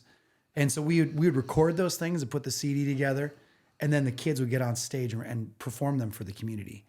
It was absolutely epic. I wish it was something that was still happening to this day. Yeah. But we got to see some really unique things happen where ultimately, like this podcast, kids were standing on a stage these kids who grow up in some of these areas, some of you watching this podcast may have grown up in an area like Hilliard or West Central. It's a tough area to live in, depending on your home situation. It's not all terrible. It's not all bad as people think it is. But it is worse than what people think it is worse. Too. Yeah. At the time, Hilliard was the poorest zip code in the state of Washington. I lived in West Central directly after high school, and this is still when West Central was like really bad. Like you would see feds raiding all the time, people getting shot, stabbed all the time, like meth houses just everywhere. Like I saw the feds raid so many meth houses while I lived in that area. It was insane. Like this goes on every day here. Like it does. It's all around us. Not every day you see the feds, but I mean you'd see them often. Yeah, and displacement. And there's just a lot of things. Because of being part and my eyes being open to these communities that I once was afraid of, I grew a deep love and admiration for these communities as well. Right. They need the most love, right? Yeah, man. West Central, now is becoming something a little bit different. With a lot of young families moving in, and there's some challenges with that. There's some good things with that. Displacement can be really tough. Gentrification can be really hard, definitely, especially when we're working with the youth and the families in those neighborhoods, because people are being displaced somewhere around our city, and it's not solving any problems necessarily. And Hilliard, and West Central has become kind of this golden child of Spokane. Hilliard gets ignored, and Hilliard is a hard working, gritty neighborhood. I love Hilliard, and I love the people of Hilliard.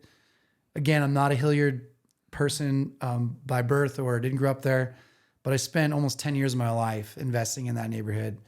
Shout out to Hilliard and the people who live in Hilliard, and I'm not talking just the general person who moved to Hilliard after. I'm talking about people who've grown up in Hilliard who understand that neighborhood. Lifers, because they're some of the hardest working, toughest people I've ever met in my life. And they will tough, have, man. I mean, if you come in with good intentions and love people well, that community will have your back. And if you don't, they'll run you out. Yeah. It's a tough community, and it's a hard community, and I love it. And I've really grown to love it. And I love the schools there. Rogers High School is an amazing school. Their staff, Shaw Middle School, you don't teach at those schools unless you absolutely love the neighborhood and the kids that go to those schools. Yeah. Because you're dealing with systemic issues way beyond most other schools that are more affluent neighborhoods. And so it's got to be a passion. It's got to be something you understand you're coming into. You're not gonna fight for the highest test scores. You're gonna fight for a kid to get a coat and a meal. Yeah. Because they may not be going home to that. Yeah. Kids who are coming to school with nothing. I mean, this is happening in our city, and a lot of people don't know it. A lot of people have no concept of the poverty that still exists in our city, and sometimes it's even getting worse. And so I am thankful for any organization, any nonprofit out there, people who are passionate about going into these neighborhoods and doing the gritty work that nobody wants to do. Yeah. And I learned a lot through those years in my early 20s, developing programming in the neighborhood, and made a lot of mistakes. Of course. I can come in as this young white dude and connect with a million different cultures. There's so many cultures and ethnicities in Hilliard alone, people from all over the world, that I've had to learn to understand their culture and not be the great white knight coming in to save the neighborhood, but more so learning to be part of the neighborhood and integrate in the neighborhood and asking questions to people What are the needs here? What can we do? Because most people don't want a handout. Yeah. People want someone that's willing to sweat it out, walk alongside them, and understand, and hear their try stories. to understand it. Yeah, like. Yep. Yeah. I mean, it was the first time I remember a young boy named Micah. You know, our relationship has been on and off over the years, and we're still in each other's lives. And it was the first time I'd ever gone into a house and saw cupboards that were empty and no food. You know, and I couldn't understand that because I grew up with food. I grew up with all the necessities. I grew up with hot water. Yeah. And a lot of kids had been in their houses. There's no hot water for weeks. There's no water for weeks. Power's getting shut off. So these things really shaped my understanding of the different, like you're saying, the different chapters of our city. And they all play a part together. But if we're not working to be involved in those things, and then ignorance can be our greatest threat. This is right here. These types of conversations coming up are exactly why I want to have this podcast, though, because I want city chapters to start being involved in some capacity with these types of things. Yeah. But first was like me getting my life right, you know, which it is, at this, you know, now it is, you know, it's been a struggle on and off for me, but I've been in a consistent zone for a while after this last slap on the wrist, you know, and it's been tough, but I've stayed true to what I know I needed to do. And I knew I didn't, you know, there's been a lot of uncertainty with what I wanted to do with city chapters, but I've been wanting to do this podcast for years. And the reason is because, like, I've known you all my life, but I didn't know you were born in New York. I didn't know, you know, also that you were working in Hilliard for 10 years like that. You know, we obviously haven't been, you know, spending a lot of time together as, you know, years have gone on, but we've always known each other. Yeah. We've always wished each other well. Yep. We've always loved each other. And, you know, now we're coming back together through soccer, which I'm thankful for. And, you know, hopefully we'll continue that route, you know, one way or another on the pitch. But, you know, learning this about you and knowing that you have that passion and involvement, which I've always known you've been involved with those things, being, you know, a youth leader and all those things. I've always known that you're involved in these things, but in my mind's eye, you know, I kind of forget those things, you know, or, you know, time goes by and whatever happened in my life. And now that we're reconnecting, and I know that now listening to you talk about these things, it's like, okay, well, you know, Shane is somebody that I could team up with to start doing something about some of the issues we see, you know, because like for me, it's just like I've been by myself with city chapters, and I think there's probably a lot of reasons why I've been all by myself. But, you know, this podcast is about making connections and starting to figure out, and even in the description of the podcast, you know, the whole, you know, description is talking about how I am wanting to have these conversations so I can learn how to implement city chapters into being more involved with community matters and, you know, kind of doing a different take on it than what I've seen before. Just because, you know, I'm not religious based. I'm doing it because I've been in the gutter, you know, and I want to help people know there's other opportunities, and the more opportunities we can give the youth, like what you did, and showing them another way, even if that saved that one homie's life, like that saved the world a lot of pain, you know, or that girl's life, you know, that saves the world a lot more pain, you know, than it would have experienced otherwise if they start making wiser decisions and understand there is opportunity out there for them. Yeah. So anyway, man, I love that, man. And you know, I may never know the impact if any, but I learned a lot of lessons, and I learned to love people well, hear their story, and understand that what you see on the surface is not what you might think. There's every person has a story, And unless we're willing to hear those stories, we're never going to know. We might see some kid just walk across the street in traffic and just be pissed that this kid just stopped traffic. Mm-hmm. But one thing that is you realizing is that kid stopped traffic because he knows that he's going to get attention by doing it. Mm-hmm. And that kid has a story, you know, and that was the kid that I would hang out with and get to know. And when you hear someone's story, it gives you different perspective on how they lived. And it doesn't necessarily mean that the behavior that they're choosing is right, but it gives you an opportunity to hear what's going on in their life and then hopefully offer some other ways of doing things. And, you know, I'm no master. I've spent a very short time in those places. There's people who have dedicated their entire lives to investing in those communities, and they're chapters. You know, maybe Hilliard needs a chapter, maybe West Central needs a chapter, maybe the South Hill needs a chapter. You know, there's so many cool elements to city chapters that tells the stories of those people, you know, and so it's going to be fun to see how you develop that, because you're setting the stage for that. And there's stories of people that have incredible resilience, much like your story. Stories you would not believe. You're the guy James Bocotas, like I listened to that podcast. Shout out to that dude. I have great respect for him and his story, and it was an honor to listen to that. And it was so cool that you presented the space for his story to be told, and the impact that he's making in the Native community. Yeah, and so unless we're willing to go there, you know, we're never going to know the impact that we can make.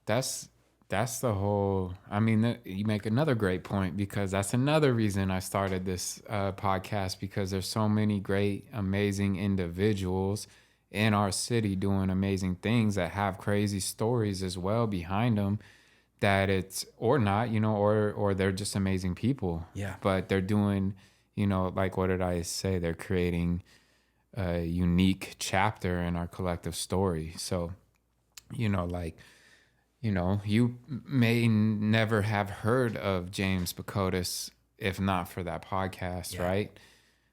Maybe you would have through time, but the fact that you did hear about him through the podcast is the whole point that I was trying to get towards, is like highlighting individuals that have great chapters of our story so that people can find out about these people and who they really are and their stories, because there's a lot of us doing amazing things. We all got amazing stories that go with it and how we got to that place. And people always, you know, like, I've seen it a lot in Spokane where people don't really know what's really going on with a lot of things, like, or people, or damn, like, that's from Spokane. I didn't know that. Like, people think the great P&W's from Seattle a lot of times. Like, they don't know they're from Spokane. Like, that's a huge, huge brand that's right here from our city, you know? And it's just things like that where, you know, there's just amazing people that I want to share their stories with. And these are just people I know immediately so far that have been on the podcast. Like,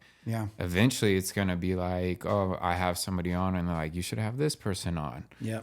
Oh, cool. Let's have that person. Eventually it'll be people I don't know, and we're getting into, you know, their stories. But yeah, James's episode chapter was amazing. He's an amazing individual. I'm thankful to have him as a brother, and you know, and it's confirmation hearing you talk about that episode, that chapter in that way, because that was my intention, you know, to have those types of reactions or hopefully get that type of feedback from the podcast. And it just helps me realize, like, I am doing, and it is unfolding the way I kind of envisioned it to. So yeah, it's awesome. It was an honor to hear it. Thanks, James, for sharing your story with us. It was great. You know, hearing someone's story can be so impactful, and I've got to hear a lot of amazing stories, and it's cool to continue to hear those. And there's heroes like James in our city and around our community that people don't even know exist. Exactly. A lot of podcasts that we see, big celebrities running the podcast, it's always sharing the story of some uber successful business owner or major influencer. But sometimes some of the most insane stories come from these unsung, unknown heroes. Yeah. Maybe it's a teacher at a school who just loves kids day in and day out, but has created a program to bring in shoes for kids. I mean, these things are happening around us. Yeah. And I want to know those people. You want to know those stories. I want to know those people too. And I want to sit down and talk with them. And so that I have this plethora of connections. Yep. And it just helps elevate my mind in understanding what I can do with city chapters. Yeah. Really, and then having access to hopefully work with these people in some capacity, because that's, city chapters. The dream is to be working with all sorts of amazing individuals that are doing amazing things in our community and other cities as well. But, Spokane is somewhere, of course, where I want to be making the most change and involved in the most impact in our own city. But yeah, I love that you see the vision and you understand it without, I've never explained it to you, but you see it naturally. So. Oh, yeah. It all makes sense. Yeah.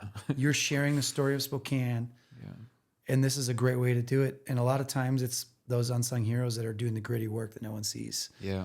That they're not going to go out and seek a podcast. They're not looking for accolades. Yeah. A lot of these people don't get paid nearly what they're worth, but they're doing work that is changing lives. Yeah. And they have to live with the pressures of that every single day, bring it home. I experienced that a lot in Hilliard. I would hear stories of abuse, neglect, and abandonment every single day. Have to make calls to social services all the time, call the police, deal with fights and this and that. That was heavy stuff. When I was a young dude in his 20s with a newly married wife, little baby, I had to go home and bring that stuff with me, and it was hard. Yeah. And there's people who are doing it day in and day out, and that isn't part of my life anymore in that respect. But I can't stress how much I respect the people who are choosing to that lifestyle and the impact that they're making. And, I know that it's a lot of these people are not getting recognized for that work.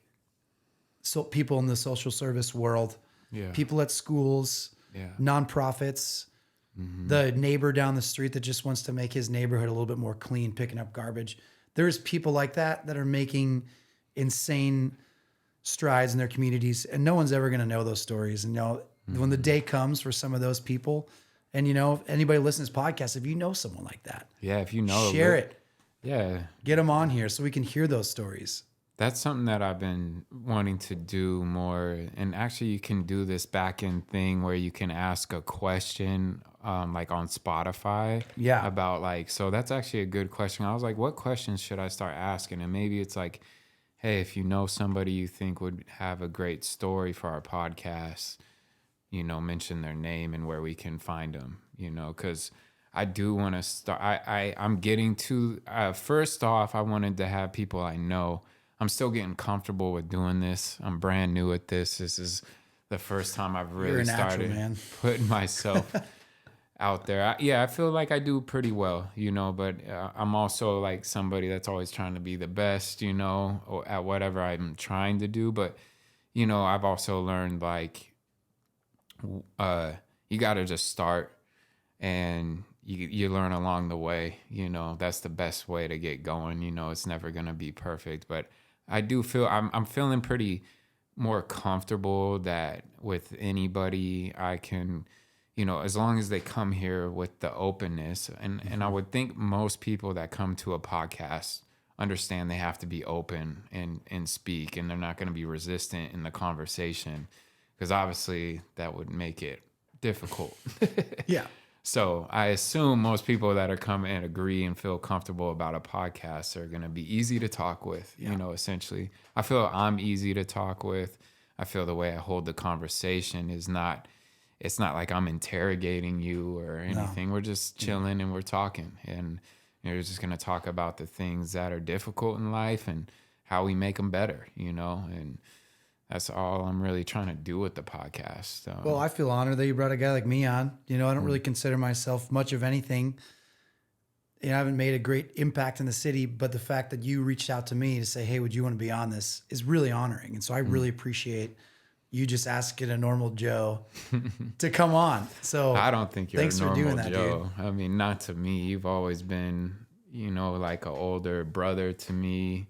You've always been a great influence to me, and you've always had great energy. You know what I mean? Your energy's always been great. So, like, why wouldn't I share the city, you know? And it's not like I got some crazy amount of followers either, you know? Like, it's not like we're getting 1 million views or nothing. Not yet, man. You know, if we get there, cool, you know? But that's not my goal, you know?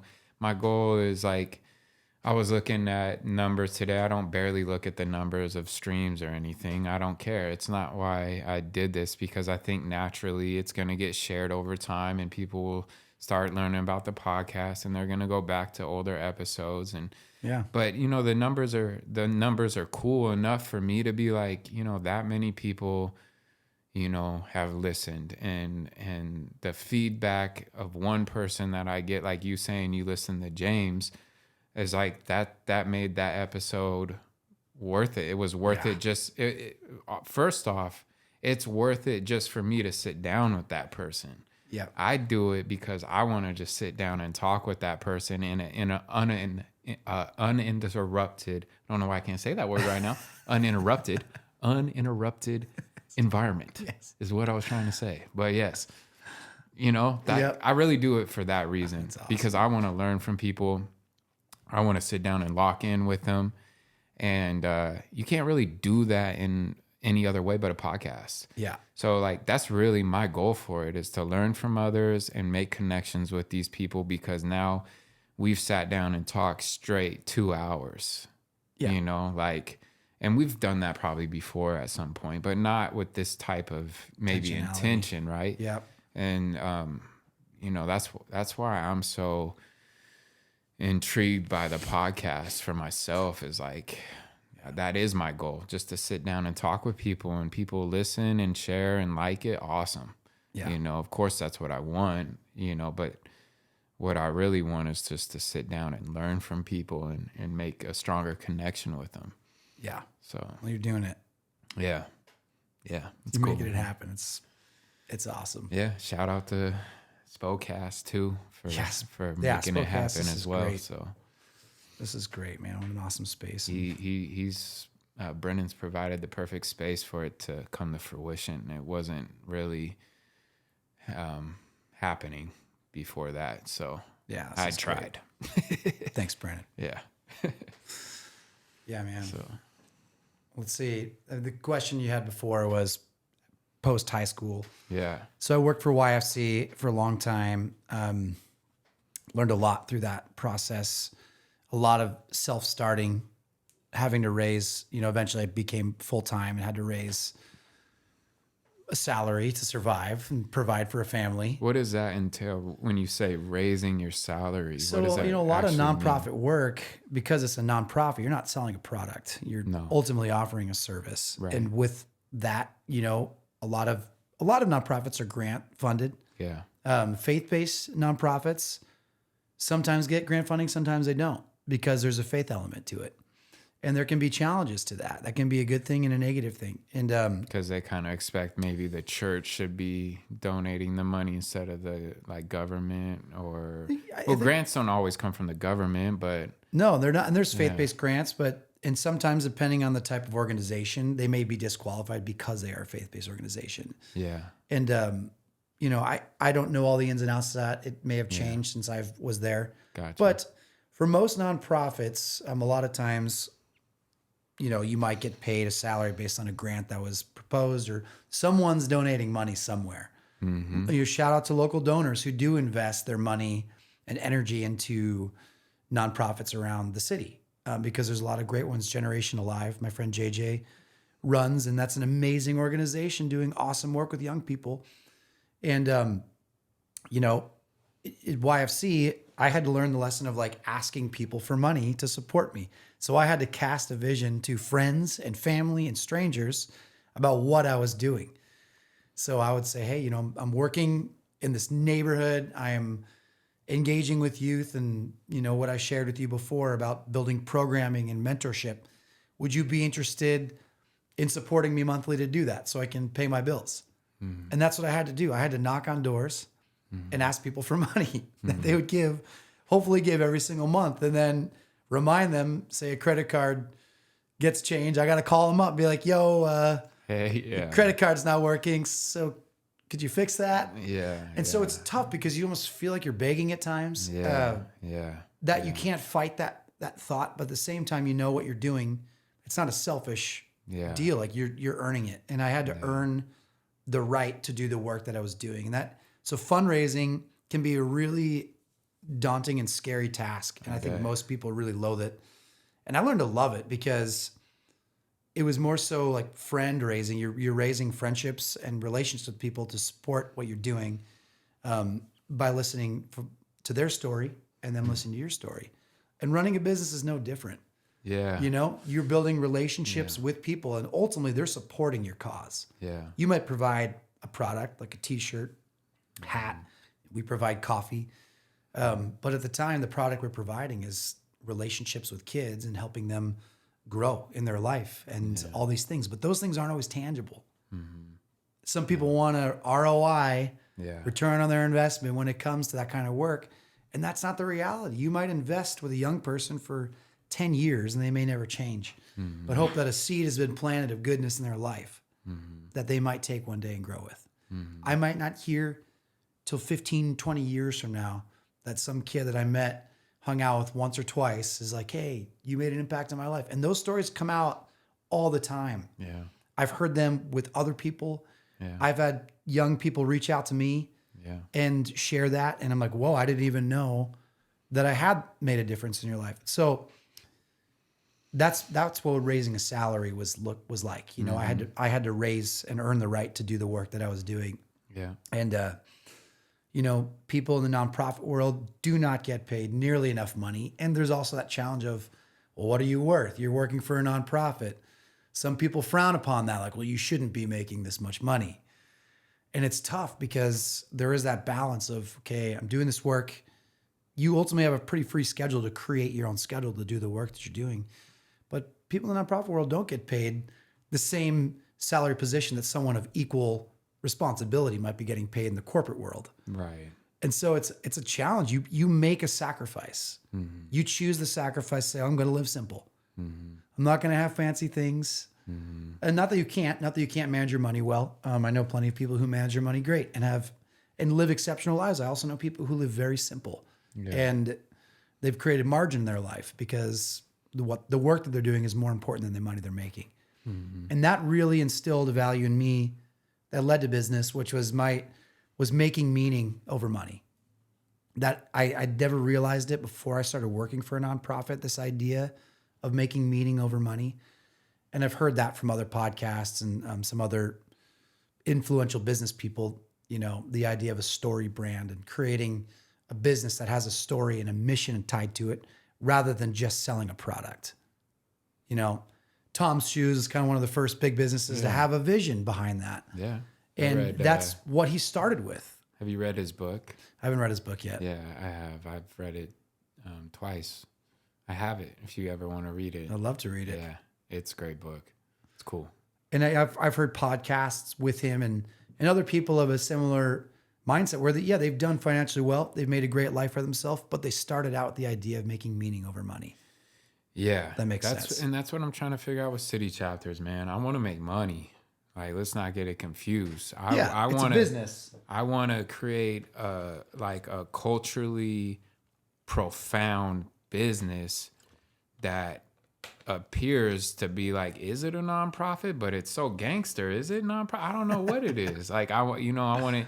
Is it an organization? Is it just a clothing? Like, what are they doing? I want to get away from being known as a clothing line. And I've said before, I think, but this podcast is like the first real step of me stepping outside of just the clothing aspect that I've always been known for. So, and making money is not a bad thing. And I'm not saying that in a way too, where I have a business, we need to be profitable.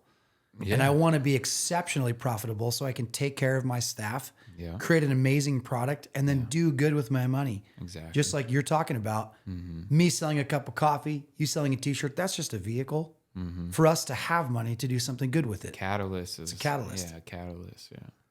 And I learned that a lot from the nonprofit world because, again, you're not providing a product. You're creating meaning in a neighborhood, a culture.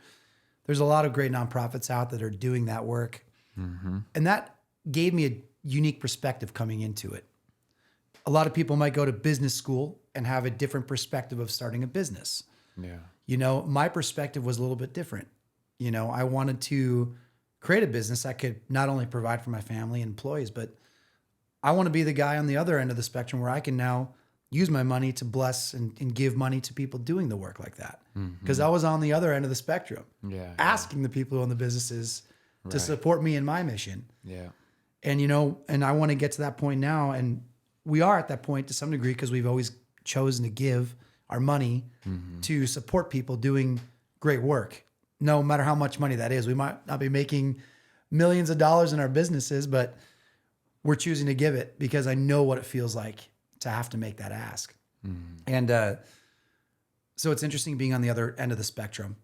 And also the challenge of like fighting greed, which we know it's nice to see money come in. It's nice to sell products and have people buying things and it feels good.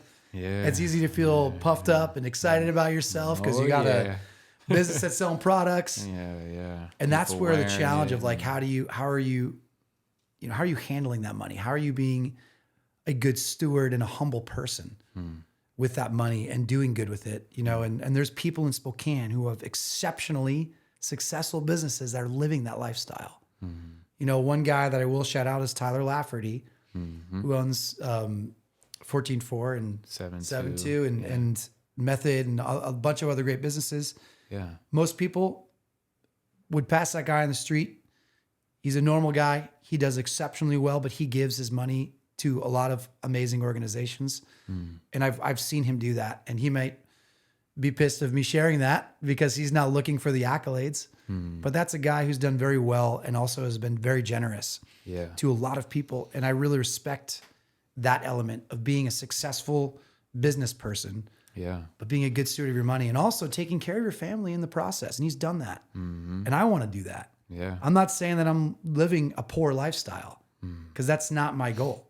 I want to thrive in all elements of my life. All elements. I want to live in a nice place. I want to give my kids amazing opportunities. I want to make money so that I can provide that for my family, but also teach them to handle it well. Money, I want money to curate environments and experiences. That's what I want money for. Like, I don't need luxury. I don't need, excessive things, but I've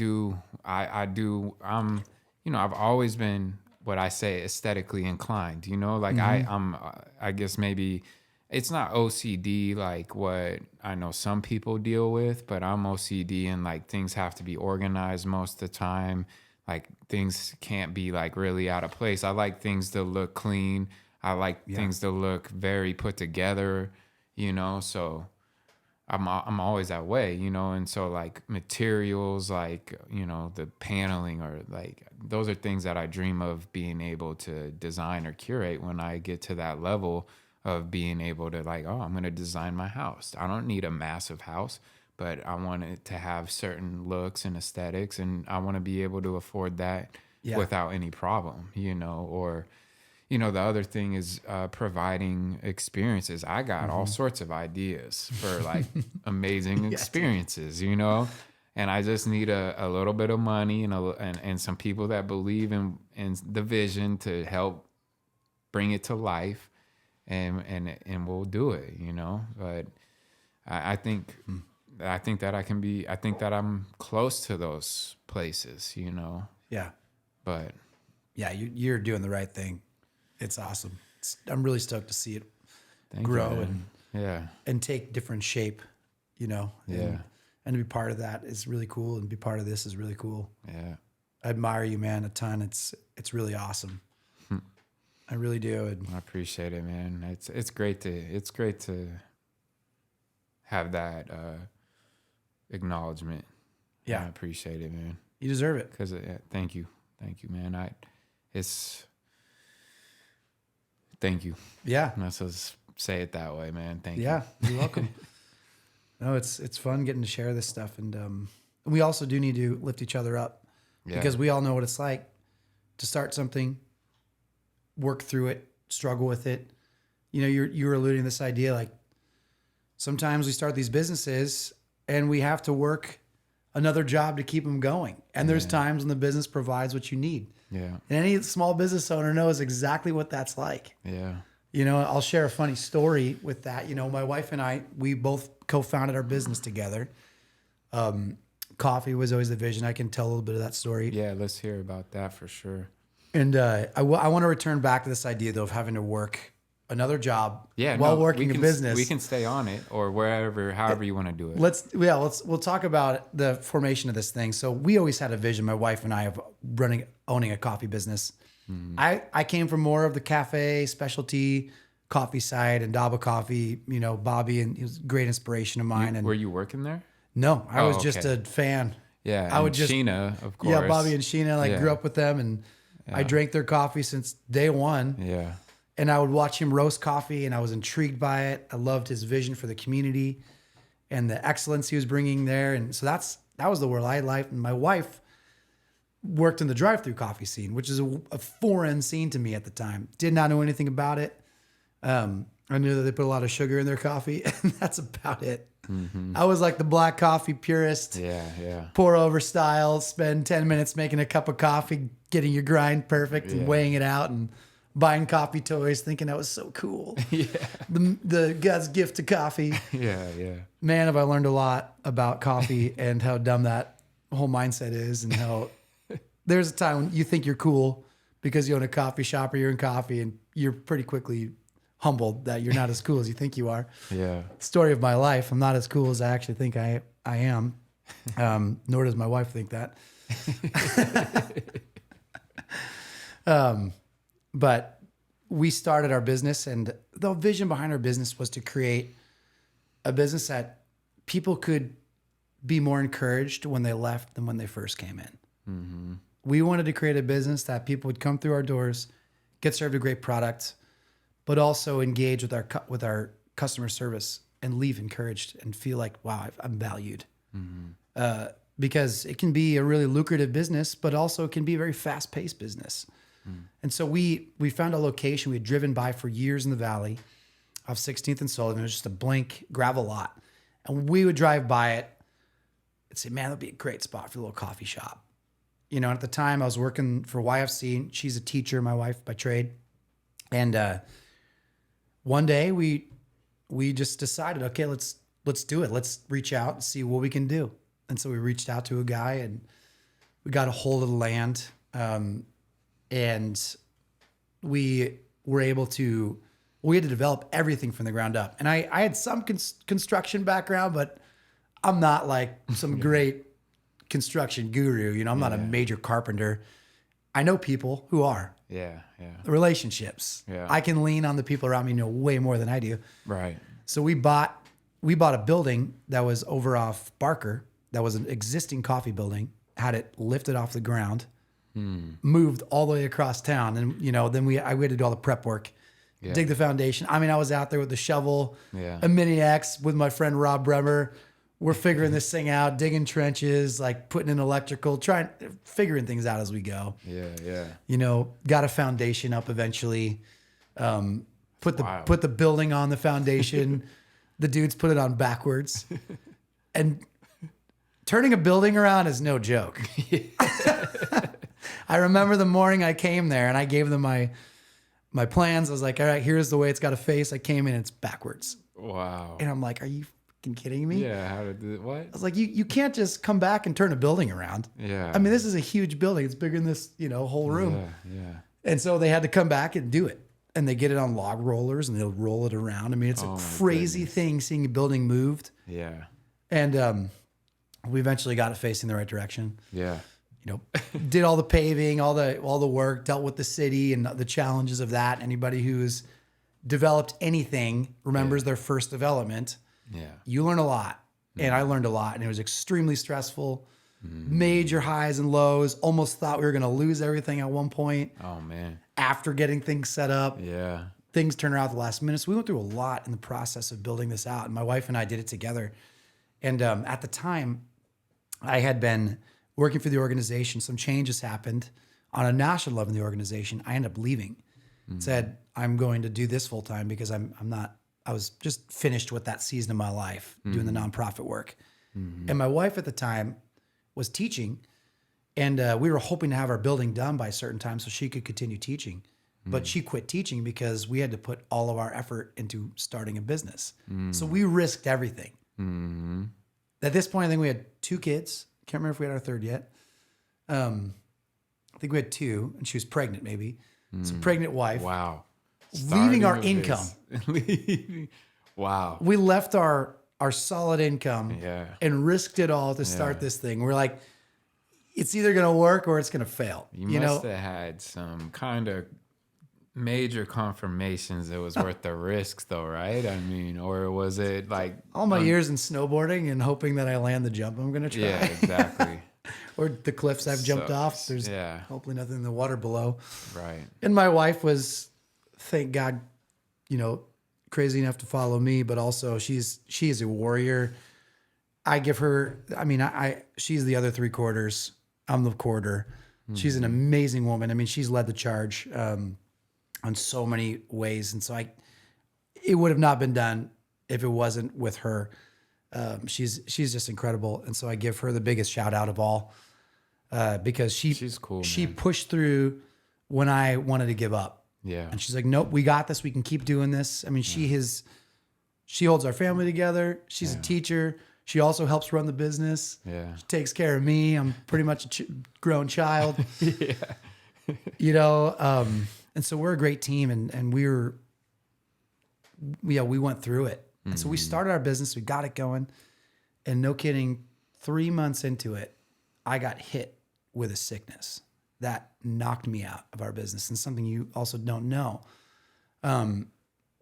The worst thing that probably could have happened was we have a brand new business. We're getting it going. I'm roasting all of our coffee. So I would work our coffee stand. We chose a coffee stand. We couldn't put a cafe in. So I had to learn about drive-through coffee culture. I was also roasting our own product from the very beginning. I'm utilizing Indaba's roaster after hours. So they would roast all their coffee. I would come in at night, roast all of our coffee, bring it back. Because I always wanted to create our own product. Yeah.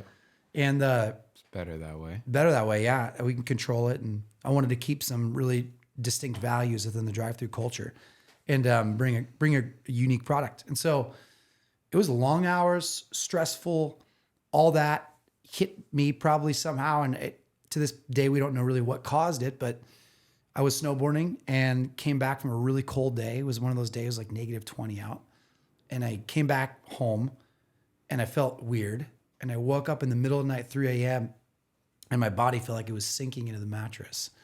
And I went into full-on paralysis. Out of nowhere in the middle of the night, woke my wife up. The only words I could get out of my mouth were call. So I wanted to call 911. Yeah. And I thought I was going to die. Yeah. That night, it was probably most terrifying experience I've ever had. Because it felt like I was literally just sinking deeper and deeper in the mattress. And I thought that was it. Near death, yeah. I thought that was it. I thought I was going to die. And I didn't. I continued to breathe, but I could not move. I couldn't move a single part of my body. And so ambulance came. They had to lift me out of the bed. And I was paralyzed for a couple hours, came out of it, had a terrible migraine. And this continued on for almost 2 months. Like in your sleep? Every day. Like any time of day. I would be walking around. All of a sudden, I'd feel like a tingly sensation in the back of my calves or my back. And that was the warning sign that I was going to go into paralysis. I'd be walking down the street, and all of a sudden, my legs would give out. Whoa. Or I would be sitting down, and I would feel it coming on. I would have to tell my wife, hey, you got to get me down quick because you won't be able to move me. Yeah. To the point, dude, where my arm was like absolute just dead. And it happened at eating out to dinner one night, I would go into these like crazy, like my mind would lose control, and I would go into this wild state of confusion. Like I remember once we were at the dinner, and I'm walking around looking for the bathroom, and I'm wandering around for like 30 minutes, and I can't find the bathroom. Yeah. My wife's looking for me, sat me down, and then I went to paralysis. It got me to the car. I was in the emergency room like 6 or 7 times. And there was something neurologically going on in my head, and nothing was helping. The doctors hadn't seen it before. They'd seen something similar to it. Something similar is what's called a hemiplegic migraine, which parts of your body will go numb as a warning sign of the migraine. Because there was always a gnarly migraine after, to the point where I would just puke as much as I could. I lost tons of weight. My body was beat down. This is all while starting a new business. So the amount of support from the community, people that came by to help us, got us through, because we would have failed. You know, in a lot of ways. They just came through buying coffee, or people driving through, buying our business, buying coffee, friends just financially supporting us, helping pay bills. Yeah, because we had bills to pay. Yeah, it wasn't like we started a business and we're just making all this money. No, we had a mortgage. Yeah, we had other bills we had to pay, car payments, and you name it, every other bill that anybody has. Right. So we had tons of people come and just financially help us, cook meals for us, watch our kids, take care of me when I had to go to the hospital. My wife had to work. That's insane. My wife carried us. Yeah. She carried us, and when I couldn't physically not move. Right. And we watched so many amazing people, neighbors, you name it, step up to the table and just come alongside and take us under their wing. And that's what got us through.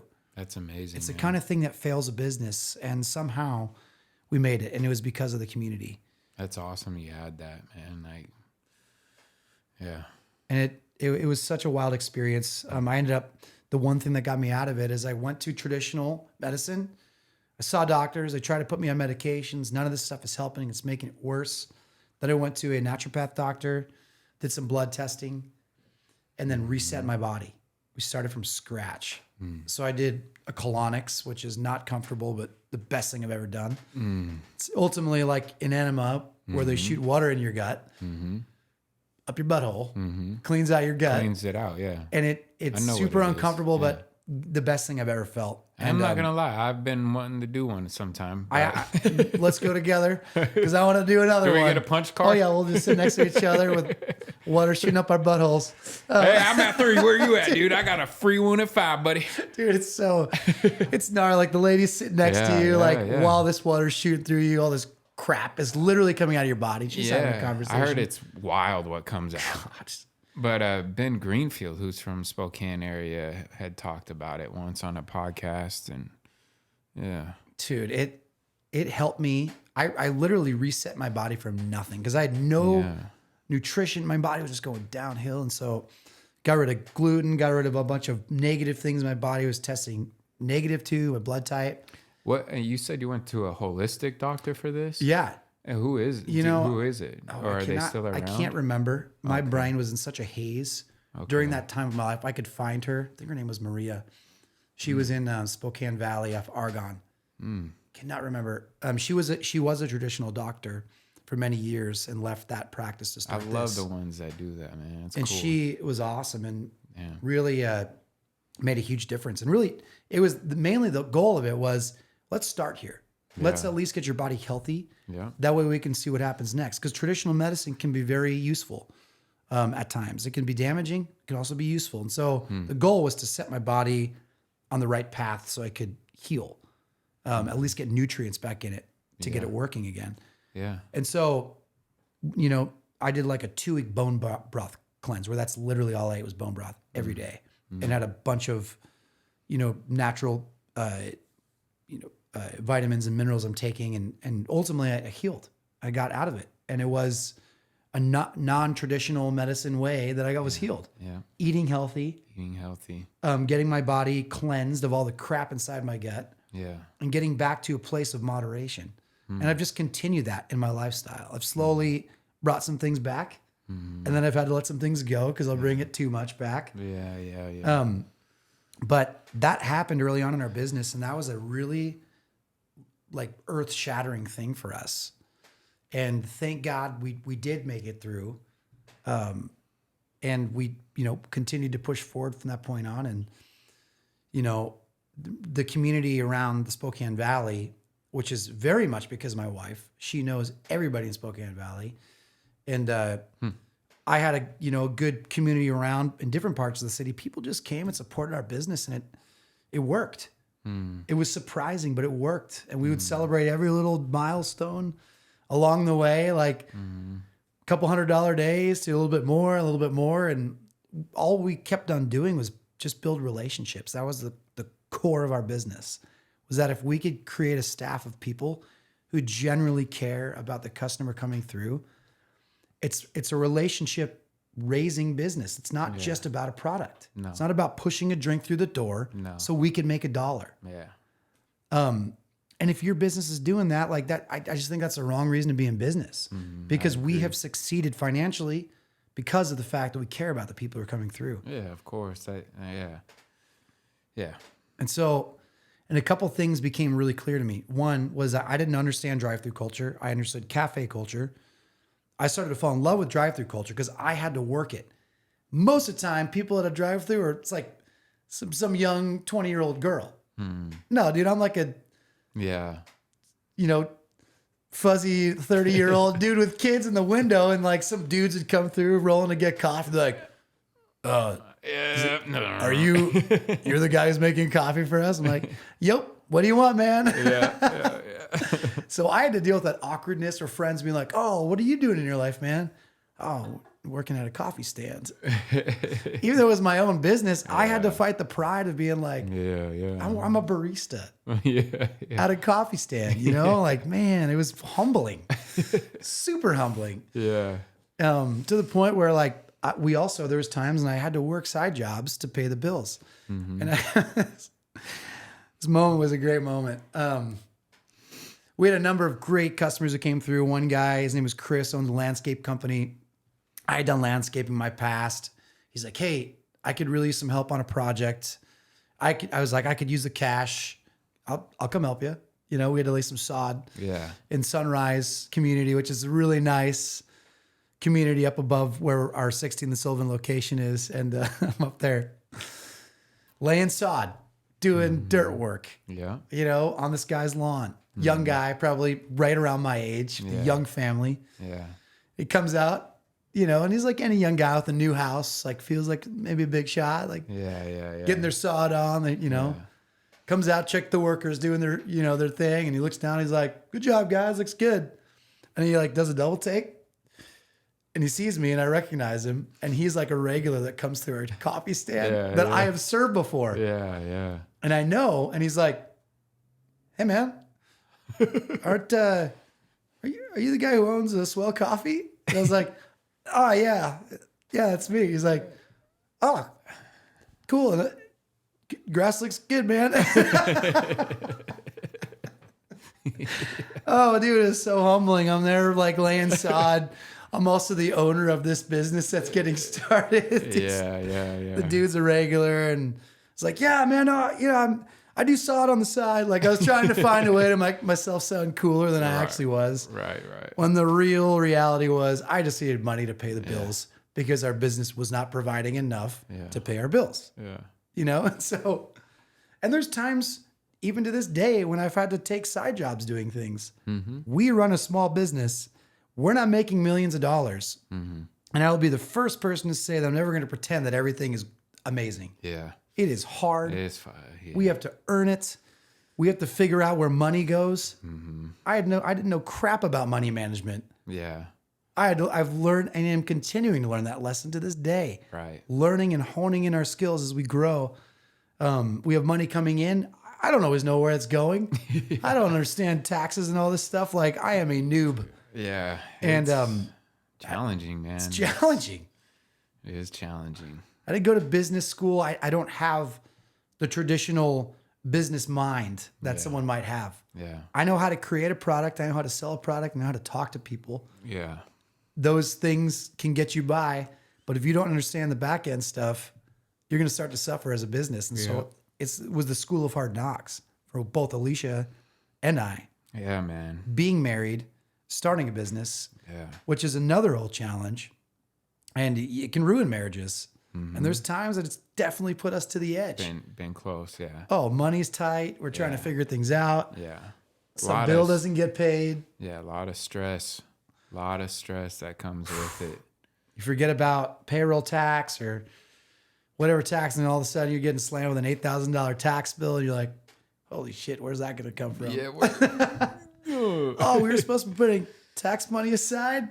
Oh, crap. Oh, man. You learn those lessons pretty quick. Yeah, you do. So we did, you know, and it's been a wild journey. Started it, then pretty quickly, a year and a half in, we were offered the opportunity to buy out another business because we wanted to expand the roasting operation. We needed to get out of Indaba so they could have their space back. Bobby was gracious enough to let us use it. And then Bumper Crop Coffee, which is also a very notable roastery of its time and did amazing coffee. Had the coolest coffee roastery anywhere in Spokane Valley. The owner, Malcolm, approached me one day, talked to him a few times over the years, always supported his business because I always liked his coffee. And he said, hey, man, would you be interested in buying Bumper Crop? I know you have your business and you're looking to expand. He's like, I'm either going to sell it to you or I'm going to liquidate everything. And I was like, well, crap, I don't know how I'm going to buy it, but let's figure this thing out. You know, and so we had to figure things out pretty quick. We scrounged any money together we could and worked out a deal and ended up buying Bumper Crop, which was a coffee roastery, a coffee truck, and the coffee stand. And so we were getting another location, a roastery, and the truck. So our business kind of went from 1 to 4. Yeah. Quadrupled in size in a year and a half. Yeah. And so there's a lot of growing pain in that. We had old staff there that we had to learn to communicate with and work with. And you took on their employees? Yeah, we kept everybody as long as we could. Yeah. You know, we tried to keep clientele. The thing that happened is that we started, and then probably a month later, COVID hit. Bought a business, and then we get hit with a pandemic. The worst time in history to buy a business. So that was like the second major hit. Yeah, it's like within the first 2 years of our business. Are you serious? Are you serious? Come on, God. Like, help me out here, dude. This is the second time. Like, slams. Different situation, but still, like, the timing of it for you has got to be, it had to be stressful. Like, oh my God. Like, what is happening? It was crazy. At least that happened to the whole world that time, not just you in that situation where, you know, you were paralyzed. But how did you guys get through that? How did it work out for you, since I'm sure there was a lot of money invested to purchase the business, and then cash flow comes almost to a halt, I would imagine, for a while. So were you still able to do some business with COVID, with people driving through, and how'd you guys get through it? Yeah, you know, we were definitely thankful that we were in the drive-through business. We didn't have to shut down. Yeah. So that was a lifeline for us. The roasting side of things took a major hit.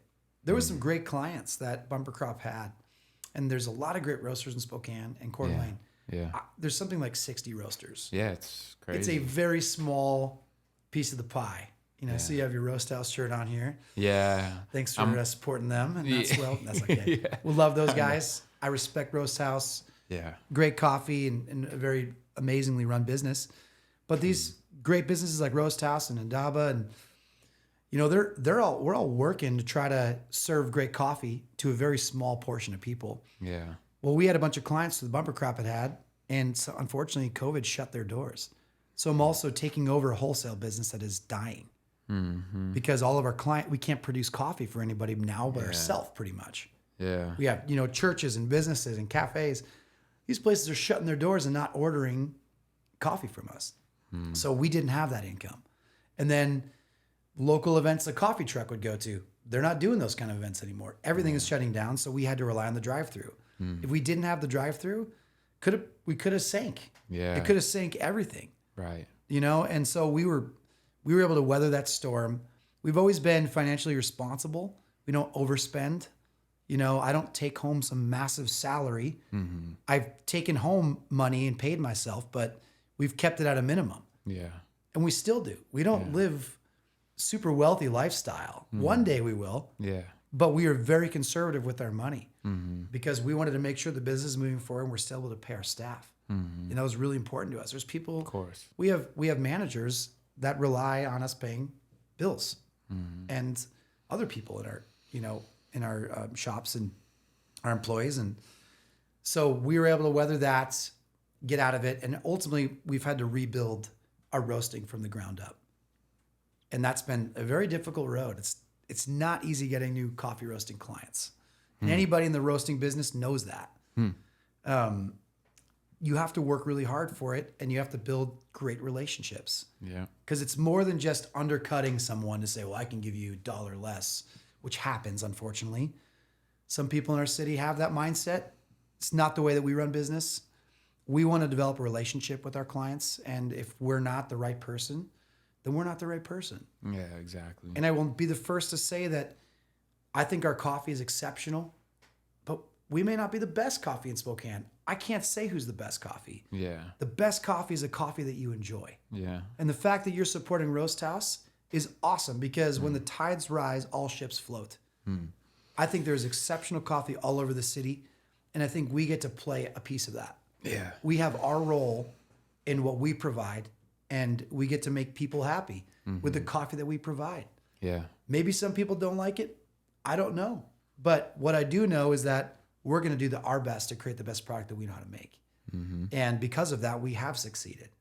And very much due to relationships, doing things intentionally, you know, building a business that really cares for people.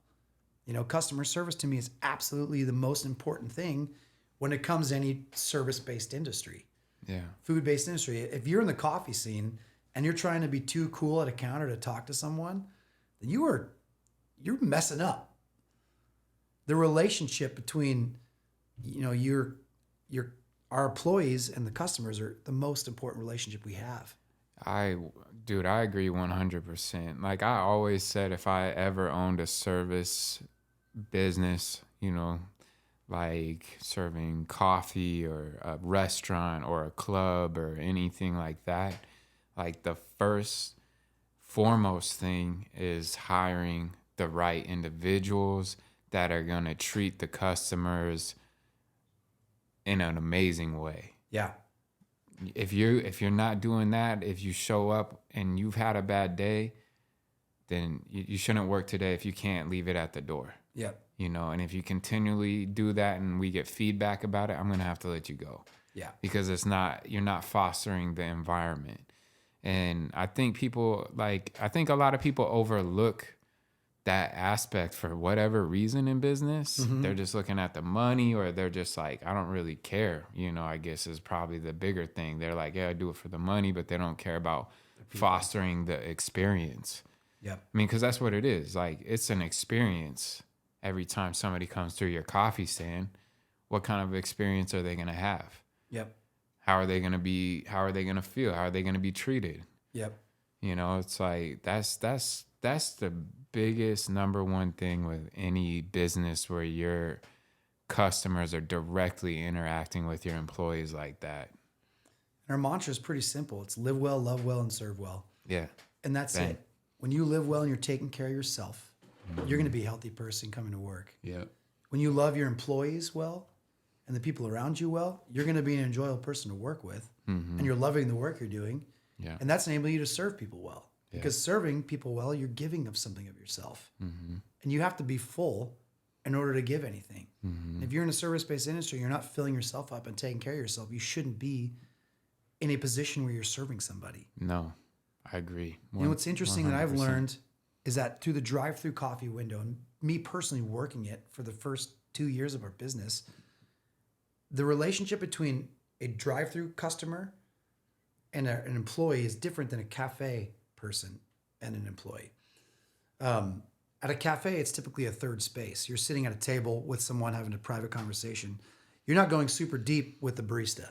The barista's making you a drink, you're sitting down. Yeah, and because you check out and you go wait for your coffee, while you wait for your coffee in a drive-thru, you're sitting there the whole time. There. And another thing that really became a really, standout point was that you're in your own comfortable environment, which is your car. Yeah. That place is someone's huge. safe spot. Yeah, it is. So the conversations that you will have with a regular customer in the window is so important. In the same day, you're going to hear that someone's grandpa died or they lost someone, and then someone's baby was just born. Yeah. You hear extreme, tough situations, and we as a business, one of our values too is being able to support people that are going through tough stuff. So we've done fundraisers for welcome to talking about the real things that they're dealing with. Yeah. Kids fighting cancer or some crazy sickness or someone losing their house, and we as a business want to be a business that supports those things. And so through conversations of our community, we've chosen to be a business that wants to give back. And so we'll do days when someone comes to us with a problem. If we can use our business to provide something for them, we're going to give money to them to do that. And you learn that by hearing people's story. Yeah.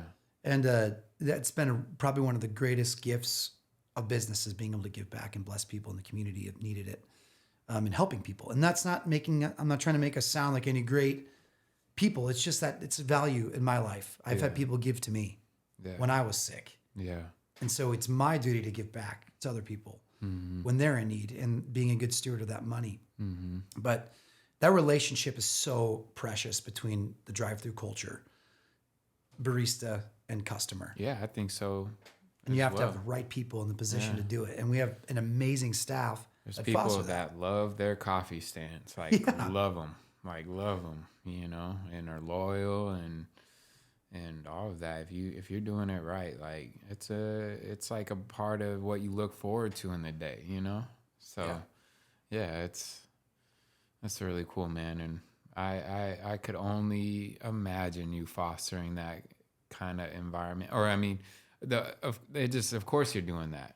Because I know you, of course, that's how it would be a business you own, So thanks, man. That's really cool, man. And I need to come through. Yeah.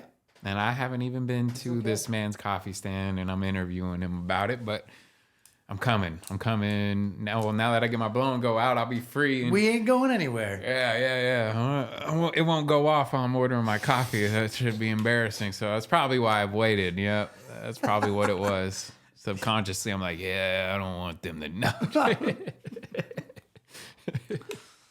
Dude, that's great. Yeah. What's that beeping in your car? Nothing? Nothing. I'll be right back. Been the block. Just give me a minute. Yep. Just going to roll out the window. Sir, your coffee's ready. Hold up. Yeah, dude. It's so awesome. Yeah. Yeah, man. All right. Well, let's close it up. But I want to hear a few things. One is recently your truck was stolen. A lot of people in town know about this. Yep. Yeah. So tell that story real quick. It's the only thing that's ever made me famous. Our truck was stolen. Some guy thought, he'd steal it in the middle of the night and drive to Montana with it. Yeah. I won't keep the story super long, but stole it. We recovered it outside of Wallace, Idaho. Yeah. He was damn close. He was close, man. He underestimated our gas tank. Yeah. It was about 10 gallons. Ran out of gas, and he underestimated its speed. Goes top speed 60 miles per hour downhill. It's not a fast getaway vehicle. They shoved the motorcycle they had stolen in the back of it. Yeah. That we had to pull out of there. Yeah. That got recovered. The guy was captured. There was a woman with him. She was captured. The city came alive. Yeah, they did. People shared it. That was badass. We could not have gotten it back if it wasn't for the community coming along. It. Yeah, it was all over the place on social media. So it ran out of gas on the freeway outside Wallace. So I was told. The ISP officer said he saw it on the side of the road, pulled over. The dude got out, bolted, swam across the river to get away, ran up the hills, and got away for quite a while. Oh, my goodness. They caught the woman. Then he was captured later that night. Wow. And he wasn't even looking for the truck. And that vehicle sticks out. It is not something that's like, it's a well painted and It's beautiful. about as looking. recognizable as the sheepdog on Dumb and Dumber. I mean, it sticks out. Like, where are you gonna take this guy? Like, so funny. all the way to Montana. That's insane. Okay, so we got it back. And it had a little bit some of body damage. going through insurance. Some things were taken out of it, but for the most part, Yeah. everything was still in our espresso machine. All that stuff was there. Yeah. You know, it's still functional, which is great because the truck has now become a third of our business. I mean, it's slaying.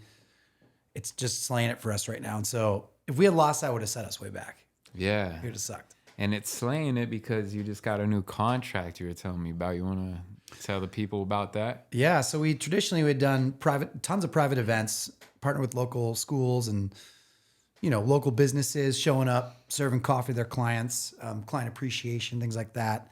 Farmers markets, Liberty Lake and Valley. And, we had our staple things we did. And this last year we got contacted by Live Nation, which is a huge concert booking business that books out every concert at the Gorge Amphitheater, which is at Central Washington. And so they contacted and said, hey, would you guys be interested in bringing your coffee truck down here to serve coffee backstage at a Brandy Carlisle concert? And we jumped on it. I think I had to cancel 3 bookings to do it. But I knew like if we could get in there, it's an open door. You can't say no to. So we got on the road and went down there and served coffee backstage, not for the public. Yeah. So we're behind stage. We're serving the artist's family, any of the crew that helps put on production. VIP, I'm sure. Yeah. Anybody who's back there, staff members. And it was a huge success. So we're like, hey, we want you guys to come back. Do you want to come back for Lumineers? So went back, did Lumineers. Lumineers came and just raved about us. Like it went really well. Crushed it. Got tons of good feedback. And, it's been fun. Like it's a long day. We're working 7 a.m. to 6 p.m. And then we get to watch the show after, which is You get dope. to watch the show too. Oh yeah. It's a sick deal. Backstage, like off the side of the stage, or do you go out? We can kind of choose. You can do both, right? Yeah, we kind of choose. The concerts, we've been able to sit with friends watching the show, so we'll go out. And then we got invited last week for That's amazing 3-day EDM, electronic music festival. Yeah. And then we're leaving Wednesday for Watershed. And then we have Jack Johnson, Dave Matthews. Watershed's this weekend? Yeah. So we leave Wednesday, and it's going to be tomorrow. Crazy 3-day adventure. Wild. Watershed is wild. Yeah. I don't know what to experience. And the what's EDM, happen. I'm sure, was wild too. And wow. It's crazy. And like music being a big part of my life, it was always a dream to be able to do like music and coffee together. I could have never imagined this happening. And so next year, I made a deal with them and said, hey, look we're booking out our summer. Mm-hmm. Is there a chance we can be the exclusive coffee supplier backstage for Live Nation? Mm-hmm. And they got back to me just yesterday. And she said she talked to her board members and the crew and her bosses, and it was like, yep, we want Swell to be the exclusive coffee backstage supplier. And so now next summer we're going to be at all the concerts. Wow. Supplying coffee. And maybe you can't share some of that, but is it just you just show up and the money's yours, or how does it? Yeah. It's flat fee. Yeah. Which is awesome. We're not having to deal with thousands and thousands of people at the Gorge and running through inventory. People get messed up at the Gorge. We all know that. So not having to deal with all that is pretty nice, and just being in the more curated environment. Yeah. Everybody back there is chill. They don't really want to be bugged. They just want a coffee. They want to relax. Yeah. So it's just a way different environment being backstage. That's so cool, dude. It's freaking awesome. Whoa, dude. That's a major blessing. Yeah. I mean, that is just like, what? I don't know, Yeah. That's so just cool. Blessed and stoked that it's happened, and it's been it's awesome they picked you from Spokane instead of like Seattle or some company over there. Yeah. How'd they even find you? Do you know? All that she told me is she found us on Instagram. Wow. And so I've always struggled with social media. I'm not a great social media person. I do too. I struggle with it too. It's hard, man. I don't know. I'm not great at the algorithms and all that stuff. Yeah. But I try to keep up on it. Somehow she saw our truck, and maybe it was because it was stolen or something. I don't know. Somehow it showed Maybe up in their that feed. was the biggest blessing, Dude, huh? No kidding. That it got stolen. Wow, that'd be a trip. Yeah, and she said she found it, and then she contacted us, like the truck, and this is kind of the first time they've done this. So we're really developing this whole new kind of artist appreciation deal, and it's just been a huge success so far. Cool, man. Yeah, it's really the only place in the country now doing something like this. So it's kind of a unique deal that we're helping pilot something that's brand new, bringing with doing the coffee backstage like this for artists. Like it's just not. It's not happening other places. Really? That's they know crazy. about, where they're bringing in, like, they're going to try to bring in some other vendors too, like some ice cream places, just creating an experience for artists to feel at home. Yeah. And the coffee is nice because you wake up, you're at the Gorge in the middle of nowhere. There's really no coffee around. You get to walk up and get espresso. Yeah. And get a handcrafted latte. That's so sweet, dude. And who knows where, who meeting some of these artists could potentially lead to, man. It's insane. That's, I think you should work out the contract that you should have to open up for a show. No, this is my chance. Finally get to get on stage with my guitar and play a song. Or maybe you just pop up there and then, I'm going to be that one guy that's like, hey, man. Who is this guy? What's he doing up there? Hey, here's my demo tape. Give it a listen and let me know if you need an opener. Yeah. I love it, man. Yeah, it's been cool. We're definitely blessed that our business has gone the way it has, and we've been able to weather the storms and get through it and see these cool things happen and keep people employed. I mean, we're still figuring it out. That's huge, bro. Like, to be the exclusive VIP backstage coffee vendor at the Gorge. That's a dream for a coffee roaster business. Cool. That's huge. Like, you can't even put that in the words, man, because of just like being and meeting all these people and just having those experiences at the Gorge, because the Gorge is just an amazingly beautiful place. Yeah. Man, it's wild. It's pretty cool. Proud of you, man. Thank you. Anything else you want to share about Swell? And no, I feel like we've covered a ton of great stuff, and I'm just thankful that we get to do it. And anybody who owns a small business is listening to this. If they do listen to this, I get it. You don't have to pretend like everything's okay.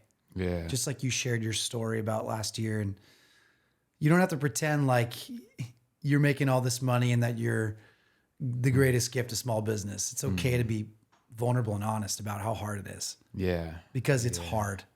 Yeah. It's really hard. And I admire anybody who is taking the risk to run a small business, no matter what it is. Yeah. And being authentic about it and raw about it. That's the whole premise of this podcast too, is like, I want, to have raw conversations about the difficulties of business. I don't want to center it always around that, but I do want those to come up in conversation so that people understand, like everything, it is difficult, and it'll break you. Yeah. It will break you at some point. You will be broken. Yeah. And you have to figure out how to get it back together. And, I agree. I agree with that statement. And I think being vulnerable and raw about the struggles we face, instead of trying to paint this perfect image at all times, of course you probably don't want to be posting that on your Instagram or whatever. You want to keep a certain aesthetic or curation, but I don't co-sign to the mentality that you don't talk about what maybe people would say are weaknesses. You know what I mean? Because we're all facing them. So let's just be real with each other and talk about them. Yeah. And then we can have better understanding of how to deal with it and how to help each other and all of that. So yeah. Yeah. I'm a major fan of people who are making it happen. And taking the risk and getting slammed and getting back up again. Taking slams, man. Yeah, taking slams and then doing it and creating a great product for people.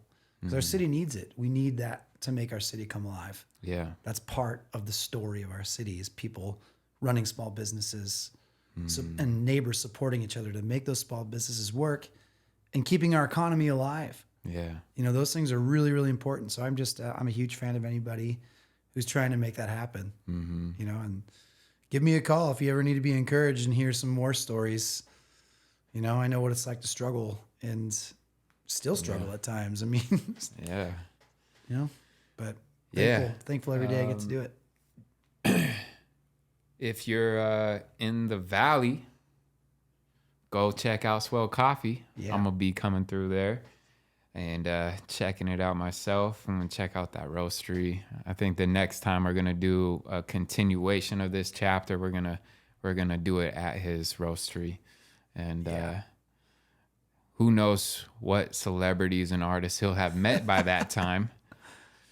And maybe I can come out and serve some coffee too. You know what I mean? Like put me in the truck. No, I'm joking. Anyway, no, seriously though, go check out Swell Coffee. You know, as you can tell, this man has amazing energy and it's obviously pouring over into his business. And, you know, thank you for listening. Anything you want to say as closing? Bobby, thank you, man, for making this happen. Yeah. This is really special. I'm super honored that you asked me to be part of it. Yeah. You know, I've never been asked to be on a podcast, and so it's special to me, and I'm really thankful for our friendship. Yeah, me too. For the years that we've been doing life together and for the many years to come and creating a new chapter in our life. And so I'm stoked to see where City Chapters is going to go. Your vision's amazing, and I'm excited to be part of it with you. Thank you, man. Yeah. I appreciate it. All right. That was chapter 8 with Shane Thompson. I'm your host, Bobby J. This is City Chapters Podcast. We're out. I mix my humble beginners with winners and chemists as far as I know. Whoa, sugar and spice, I'm everything nice. I give you advice, they give you a price. If you paid attention, you'll see what I'm kicking. I'm wasting your money by saying it twice. Shit is a game, you wanna complain, you blaming your L's on the dice. Mama just whipped up the cobbler, so I had to call it a reserve a slice. Whole fam gotta eat, closed mouth don't get fed. So all I had to do is speak. Now I'm talking myself from the word, and y'all been talking me disease.